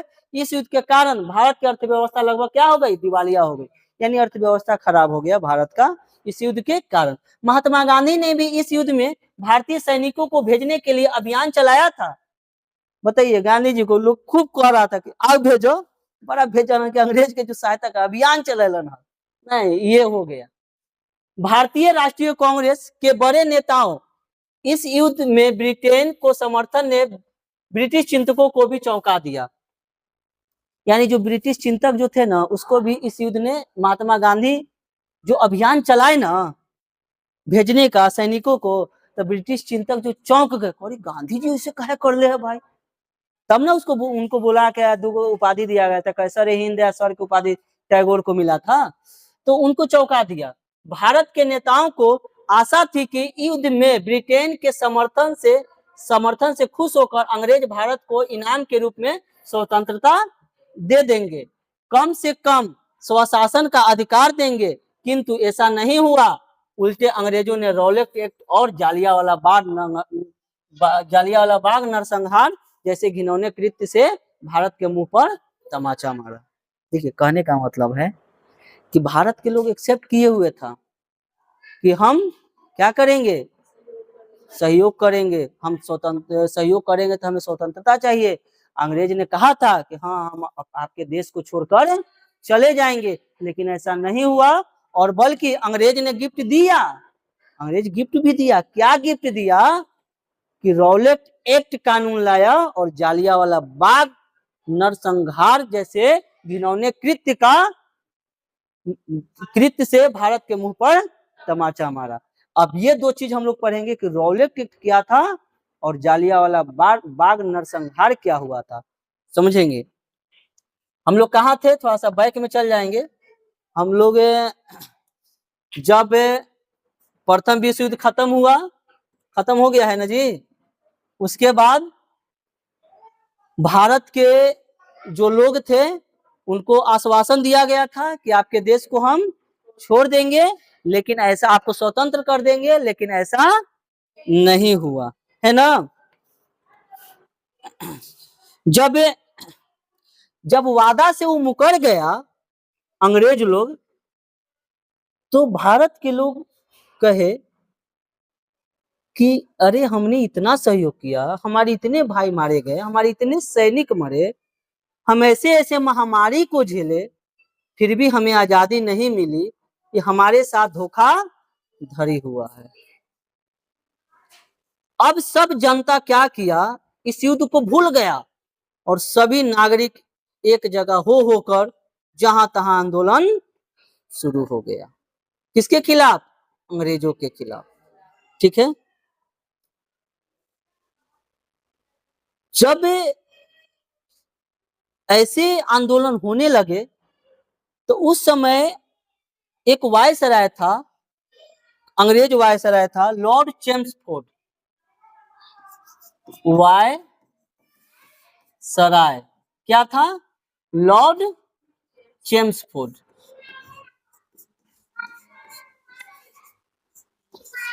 जेम्स, जिसको थोड़ा सा भी इरिटेट बुझाए तो थोड़ा सा ब्रेक ले लेंगे, है ना।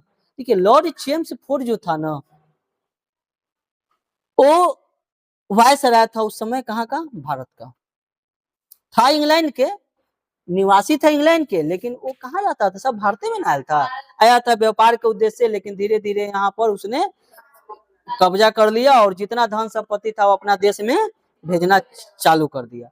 लॉर्ड चेम्सफोर्ड जो था ना, वायसराय था, कमान संभाले हुए था भारत का।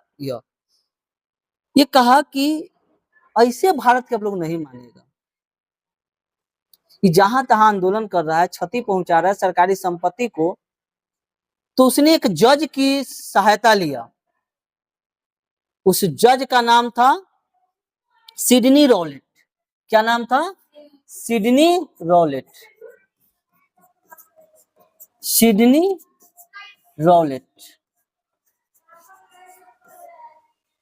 सिडनी रॉलेट के पास जाता है लॉर्ड चेम्सफोर्ड और कहता क्या है कि एक ऐसा कानून बनाइए, जज को कहता है, कौन? सिडनी रॉलेट को कहता है लॉर्ड चेम्सफोर्ड कि एक ऐसा कानून बनाइए, ठीक है, जिसमें भारत के लोग जो है ना आंदोलन जो कर रहे हैं वो बंद हो जाए, एक जगह इकट्ठा जो होकर भीड़ जुटा के नारेबाजी कर रहे हैं वह बंद हो जाए। तो रॉलेट एक्ट बोलता है कि इसमें तो हम भाई माहिर हैं, ऐसे काम करने में हम माहिर हैं, एक कानून बनाते हैं जिसमें भारत के लोग ऐसा नहीं करेगा। तो इसी सिडनी रॉलेट ने एक ऐसा कानून बनाया जिसका नाम दिया गया रॉलेट एक्ट। रॉलेट एक्ट कानून बना। इस रॉलेट एक्ट कानून के तहत यह बोला गया कि अगर कोई व्यक्ति एक जगह भीड़ जुटाएगा उसको जेल में डाल देंगे, और जब जेल में आपको जेल में डाल दिया जाएगा तो न अपील न दलील, न अपील न दलील और न वकील आपको रखने की आजादी होगी। आपको संदेह के आधार पर भी आपको जेल में डाल दिया जाएगा। आप पर अगर संदेह हुआ ना कि ऐसा कर रहा है, झूठों के संदेह कर दिए ना कैसा कर, आपको हम जेल में डाल सकते हैं। ये कानून बनाया गया भारत में उस समय, एक जगह 10 गो इकट्ठा हुआ, 10 को टांग के जेल में डाल दो, ऐसा होगा तो उसको भी डाल दो। इस तरह से एक ऐसा कानून है, जब आपको जेल में डाल दिया जाएगा तो ना कहीं आप कोर्ट में अपील कर सकते हैं, ना आप कोई दलील रख सकते हैं, और ना कोई आप वकील कर सकते हैं, यानी आपका छूटने का कोई चांस नहीं। इस कानून का लोग, भारत के लोग बहुत विरोध किए। इसको नाम दिया गया काला कानून। इसका नाम दिया गया रॉलेट एक्ट को, कौन सा कानून? काला कानून। इस रॉलेट एक्ट का नाम पड़ा काला कानून। ये रॉलेट एक्ट जो हुआ था एक 9 अप्रैल 1919 को हुआ था। कब? 1919 में यह रॉलेट एक्ट कानून लागू हुआ था।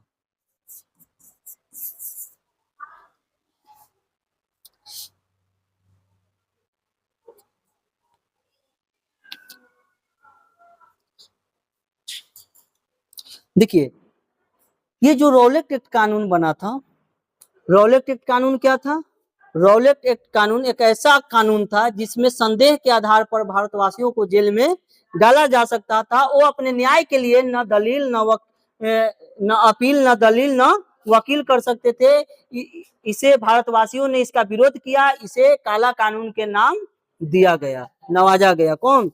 भारत के लोग, है ना। इस यही एक्ट के तहत रॉलेट एक्ट क्यों लाया गया था? क्योंकि प्रथम विश्व में जो वादा किया था, उस वादा से मुकर गया था, तो भारत के लोग क्या कर रहे थे? आंदोलन कर रहे थे। इस आंदोलन को दबाने के लिए रॉलेट एक्ट लाया गया। इस रॉलेट एक्ट में 2 लोगों की गिरफ्तारी की गई। उनका नाम था सैफुद्दीन किचलू, सैफुद्दीन किचलू, और एक का नाम था सत्यपाल मलिक, डॉक्टर सत्यपाल मलिक। इनकी जो गिरफ्तारी की जाती है वो 9 अप्रैल 1919 को की जाती है। 9 अप्रैल नहीं, पहला दिन नहीं, 1919 पूरा हमको डेट हम एक्चुअली याद नहीं है रॉलेट एक्ट का। 1919 में ही हुआ थी, पहला दिन नहीं है। यानी 9 अप्रैल 1919 को इनकी क्या होती है? गिरफ्तारी होती है। किसका? सैफुद्दीन किचलू और डॉक्टर सत्यपाल मलिक। किस कानून के तहत इनकी गिरफ्तारी होती है?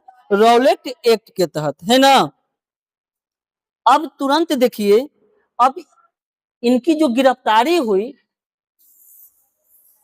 इनकी गिरफ्तारी से इनको छुड़ाने के लिए, क्योंकि ये महत्वपूर्ण नेता थे दोनों, इनको छुड़ाने के लिए भारत के जो लोग थे ना, शांतिपूर्वक एक जगह शामिल हुए, इनको सिर्फ छुड़वाने के लिए एक जगह इकट्ठा हुए। वहां पर कहाँ इकट्ठा हुए? जालियांवाला बाग में। एक बाग था, जालियांवाला बाग।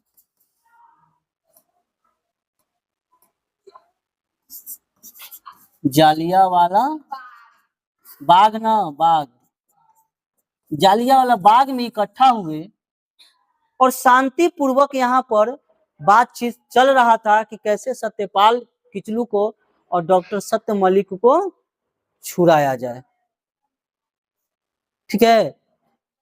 तो ऐसा हुआ कि भारत का ही एक आदमी जाकर कहता है जनरल ओडायर को, उस समय भारत की जो कमान था ना, रॉलेट एक्ट का कमान संभाले हुआ था जनरल ओडायर। जनरल ओडायर को जाकर कह देता है भारत के ही लोग कि जालियांवाला बाग जो है ना, अमृतसर में था, या पंजाब के अमृतसर में जालियांवाला बाग था, कि पंजाब के अमृतसर में जो जालियांवाला बाग है उसमें भारत के हजारों लोग गए हुए हैं। ठीक है। और 15,000 करीब लोग थे वहां पर शामिल हो गए थे, चुपचाप, कोई जन्मों नहीं किया, और बाग में जाकर सब लोग इकट्ठा हो गए। किस लिए? प्लानिंग कर रहे थे कैसे उनको छुड़ाया जाएगा। तो जब उस बाग में गए तो एक आदमी जाकर जनरल डायर को कहा, तो जनरल ऐसा बात भड़क गया वो एकदम कि रॉलेट एक्ट लगा हुआ है, लोगों को इकट्ठा नहीं होना है एक जगह। वही कानून के तहत जनरल डायर जाता है कहाँ? जालियांवाला बाग में। और जालियांवाला बाग के चारों तरफ, मान सपोज देखिए ये जालियांवाला बाग है, ये इसका गेट है, ठीक है, एक गेट है, पतला गेट था, अब उसको चौड़ा बना दिया गया, लेकिन पतला गेट था, एक जाता था तो एक आता था, ऐसा ही गेट था उसमें। इसमें चारों तरफ से सैनिक से घेरवा दिया, कौन? तोप से, जनरल ओ डायर। कौन घेरवा दिया? जनरल ओ डायर, चारों तरफ से घेरवा दिया। इसमें कुछ सैनिक, इसमें भी कुछ सैनिक प्रवेश कर गए, और प्रवेश करके चारों तरफ से घेर लिए। इधर मान ली सब भारत के लोग है, चारों तरफ से घेर लिए, आनाधुन फायरिंग करना शुरू कर दी। जितने लोग थे अंदर, पूरा सबको अंधाधुन फायरिंग हुआ। जालियांवाला बाग जो था ना, उस समय वहां पर एक कुआं था, आज भी है वो कुआं, एक कुआं था। लोग जान बचाने के लिए, कि अगर कुआं में कूदेंगे तो गोली नहीं लगेगा, वो जान बचाने के लिए लोग कुआं में कूदना शुरू कर दिए। कुआं में इतना लोग कूदा तो कुआं भर गया। अब बताइए, एक दो कूदेगा तब ना बचेगा, हजारों हजार की संख्या में लोग कुआं में कूद गए। अब बताइए, कुआं में कूदेगा, नीचे वाला जिंदा रहेगा? ऊपर वाला ने का दो को दबेगा। इतने अंग्रेज अत्याचार किए थे। जनरल डायर गोली चलवाता है, अंदर बहुत कुआं में लोग भर जाता है। वो जालियांवाला बाग नरसंहार जैसे घिनौना हरकत करता है, और यही हम लोग का इनाम मिला कि रॉलेट एक्ट कानून लाया जालियांवाला बाग। तो जालियांवाला बाग हत्याकांड का जो था ना, दो चीज था उस समय उद्देश्य से, वहां पर लोग इकट्ठा हुए थे। पहला, भारतवासी क्या सोचते थे कि दोनों नेता को बाहर निकालना है, और रॉलेट एक्ट कानून जो है ना, उसको शांतिपूर्वक हम लोग क्या करेंगे? विरोध करेंगे। आ रहा बात समझ में? तो देखिए ये चीज क्या है, समझो। देखिए, यही था रॉलेट एक्ट। ये ये रॉलेट जनरल डायर है ना, यही तो होगा, वही है। नहीं नहीं, सिडनी रॉलेट है, सिडनी रॉलेट यही कानून लाया था, वही है। देखो, 21 मार्च 1919 को भारत के ब्रिटिश सरकार द्वारा, अगर पूछेगा आपसे क्वेश्चन कि रॉलेट एक्ट क्या है, तो आप बोलोगे 21 मार्च 1919 में। देखो अभी क्या, 21 मार्च 1919 में ब्रिटिश सरकार द्वारा, अच्छा गिरफ्तारी कब हुआ था? गलत क्या हम बोल दिए हैं जी? नहीं, 13 अप्रैल बोले हैं, ठीक है। 13 अप्रैल, 9 अप्रैल को गिरफ्तारी हुआ, और 4 दिन के बाद कब गए? जालियांवाला बाग में 13 अप्रैल 1919 में गए थे। हाँ ठीक है। ब्रिटिश सरकार द्वारा भारत में उभर रहे राष्ट्रीय आंदोलन को कुचलने के लिए निर्मित कानून था। रॉलेट एक्ट की घटना 21 मार्च 1919 को घटा। 21 मार्च है कहाँ? 21 है। रॉलेट एक्ट की घटना कब घटा था जी? 13 मार्च क्या? हाँ मार्च, अच्छा 21 मार्च 1919 को यह कानून लाया गया था। 21 मार्च 1919 को यह घटा था। बढ़ते आंदोलन को रोकने के लिए लॉर्ड चेम्सफोर्ड ने सिडनी रॉलेट की मदद से, सिडनी रॉलेट कौन था? जज था ना, तो इसकी मदद से इस कानून को लाया, जिससे शक एवं संदेह के आधार पर किसी भी भारतीय लोगों को पकड़कर जेल में बंद कर दिया जाता था। मतलब आपको संदेह हो जाएगा ना, चाहे शक है, तो हम आपको जेल में डाल देंगे, जिसे रॉलेट एक्ट के नाम से जाना जाता है। इसमें अंग्रेजों ने भारतीय जनता पर तरह तरह का अत्याचार किया, तथा भोजन में क्या देता था? बासी भोजन, पकड़ कर ले जाता था जेल में, बासी भोजन तथा गंदे नाली का पानी मिलता था। है, देख लो कैसा अत्याचार था। इस ना थोड़ा कचौरी पूरी मिलता हुआ जेल में ध्यान इस एक्ट में, इस एक्ट में न इस एक्ट में न अपील, न दलील, न वकील, किसी भी प्रकार का कोई सुनवाई नहीं होता था, जिसके कारण इसे काला कानून भी कहा जाता है। भारत के दो महान क्रांतिकारी डॉक्टर सत्यपाल मलिक एवं सैफुद्दीन किचलू को 9 अप्रैल 1919 को क्या किया गया? गिरफ्तार कर लिया गया था। अभी बताया ना कि 9 अप्रैल 1919 को गिरफ्तारी किया गया, और 4 दिन के बाद 13 अप्रैल 1919 को जालियांवाला बाग में लोग इकट्ठा हुए। समझ गए? देखो बहुत लोग, हजारों लाखों हजारों की संख्या में लोग मरा था, लेकिन उस समय सरकारी डाटा दिया गया, पता है कितना? 379 लोग मरा है। जनरल डायर को इनाम मिला था अंग्रेजों की तरफ से, बहुत अच्छा काम किया है ना, उसको इनाम भी मिला।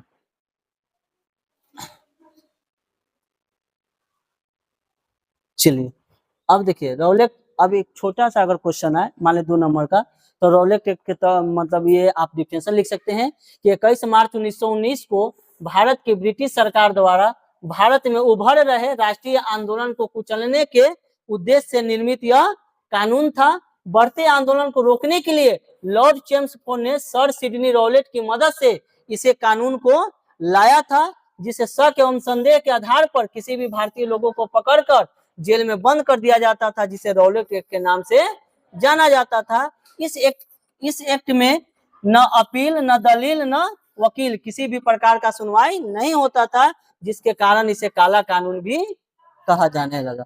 अब देखिए इतने लोग, हजारों लोग मारे गए उस जालियांवाला बाग में, तब महात्मा गांधी को नींद खुला, बेचारे उठे, अरे इतना मर गया, हम लोग सहयोग के लिए भेजे थे विश्व युद्ध में और अंग्रेज हम लोग को इतना अच्छा गिफ्ट दे दिया।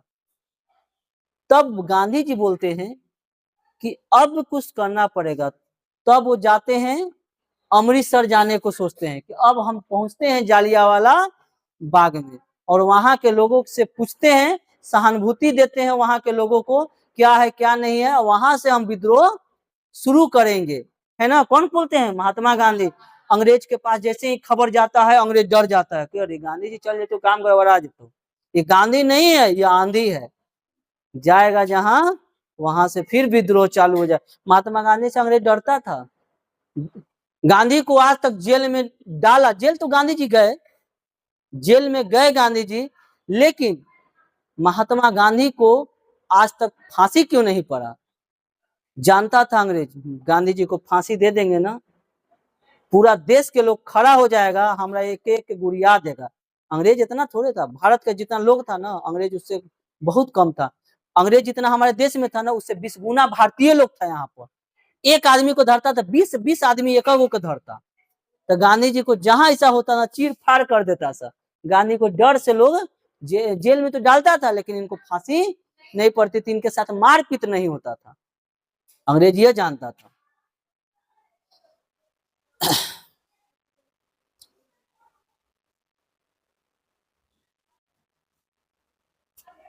देखिए तो गांधी जी जब जाने को तैयार हुए अमृतसर, अंग्रेज ने कहा कि इस गांधी को रोकना पड़ेगा, नहीं तो गड़बड़ा देगा। तो गांधी जी के संतावना के लिए अंग्रेज बोलता है कि मैं जांच कमेटी बैठाता हूं इस पर, जो जालियांवाला जो बाग हत्याकांड में लोग मारे गए, मैं इसकी पहले जांच करूंगा कि कितने लोग मारे गए, क्या हुआ। तो एक जांच कमेटी बैठाया गया जिसका नाम दिया गया हंटर समिति। याद रखिएगा, पूछता है एग्जाम में कि जालियांवाला बाग हत्याकांड की जांच के लिए कौन सा आयोग बैठाया गया था? हंटर समिति। कौन सा? हंटर समिति। और जांच के लिए जो अधिकारी इसका बैठाया गया ना, वो कहाँ का अधिकारी बैठाया गया? अंग्रेज लोग। बताइए, ये अंग्रेजे से किया है, अंग्रेजी अधिकारी इसकी जांच करेगा, कभी जांच सही होगा? कभी इंसाफ मिलने वाला है? गांधी जी बोले कि तो इंसाफ ऐसे नहीं मिलेगा। तब उन्होंने कहा कि ऐसे अब नहीं होगा, एक काम करते हैं, अंग्रेज ऐसे भागने वाला नहीं है। उन्होंने कहा कि हम लोग असहयोग आंदोलन चलाते हैं। एक आंदोलन का नाम है असहयोग आंदोलन।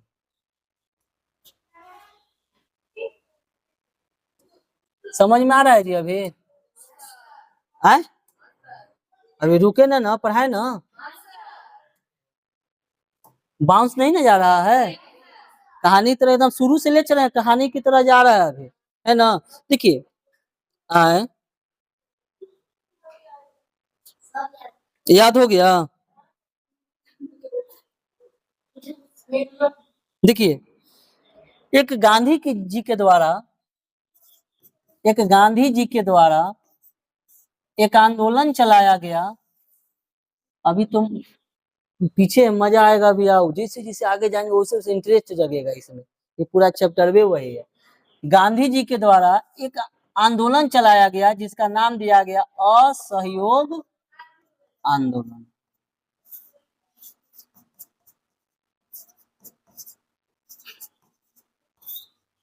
देखिए इस असहयोग जो आंदोलन में का ये ऐसे करोगे तो तू सब समझोगे सर। असहयोग आंदोलन फेंक के मार देंगे ना, माथा फोड़ देंगे, सोच लो। नहीं तो घरे जाके करित रहो नौटंकी, तोरे कह रहे मुस्कान, समझ गई ना, बेवकूफ कहीं का। देखिए असहयोग आंदोलन ये गांधी जी के द्वारा चलाया गया एक आंदोलन था।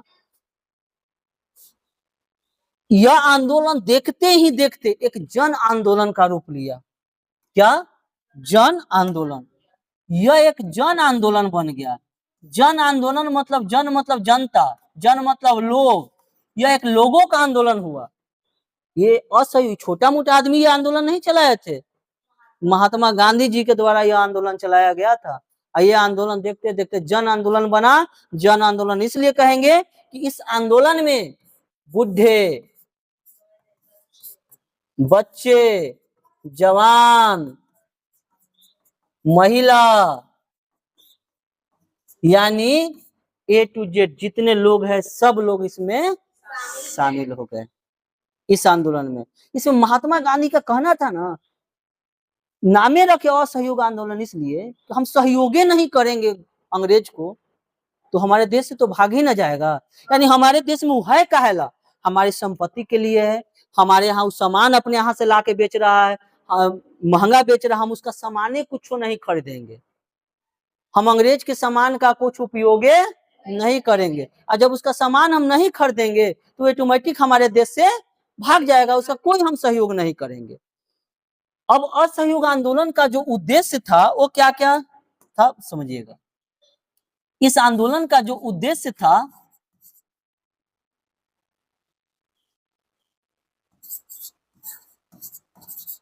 इस आंदोलन का जो उद्देश्य था वो क्या था?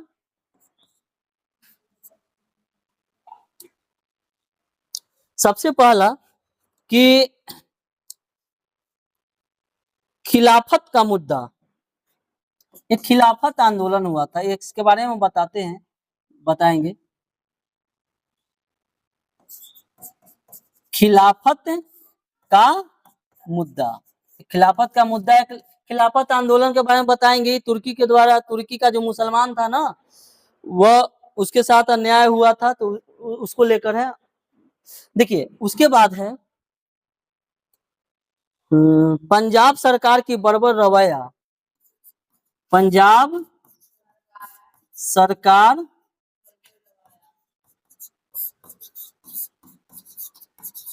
बर्बर रवैया।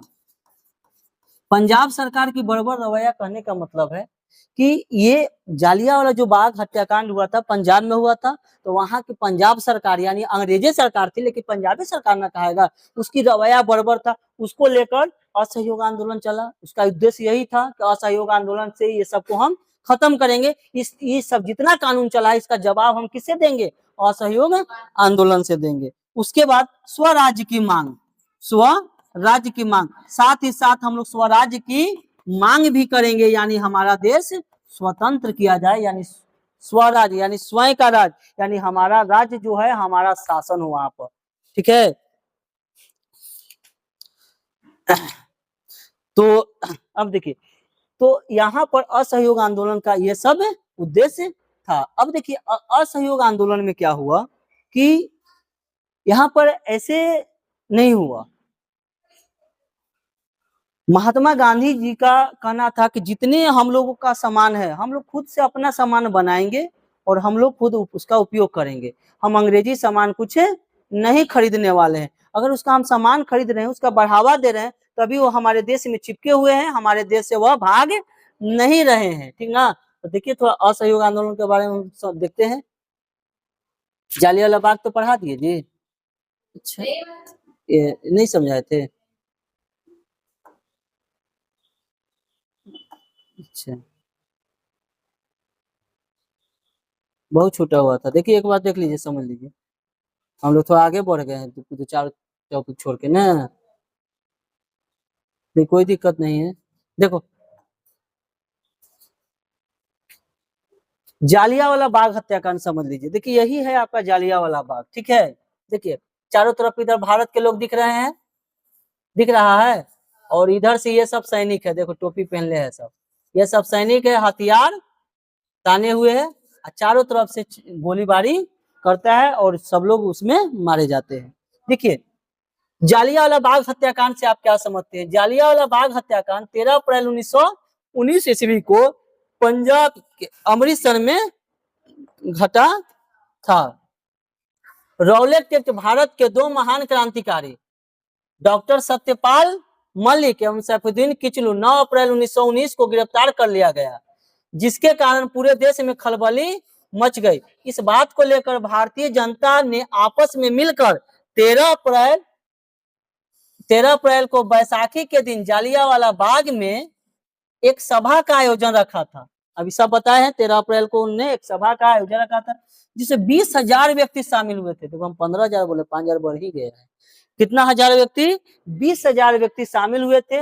लेकिन अचानक अंग्रेजों का प्रधान जनरल डायर ने अपने सैनिकों को गोली चलाने का आदेश दे दिया, जिसमें सरकारी गवाही के अनुसार 379 व्यक्ति मारे गए, परंतु मरने वालों की संख्या हजारों से अधिक थी। कहा जाता है कि इस बाग में खून की नदियां बह गई थी। इसके बाद गांधी जी ने 18 अप्रैल 1919 को एक सत्याग्रह वापस ले लिया और अंग्रेजों को कैसर हिंद की उपाधि वापस की। देखिए एक चीज हम भूल गए थे बताना, यहाँ पर अभी पढ़ाए तो याद आया। देखो इसके बाद गांधी जी ने 18 अप्रैल 1919 को सत्याग्रह वापस ले लिया, ठीक है।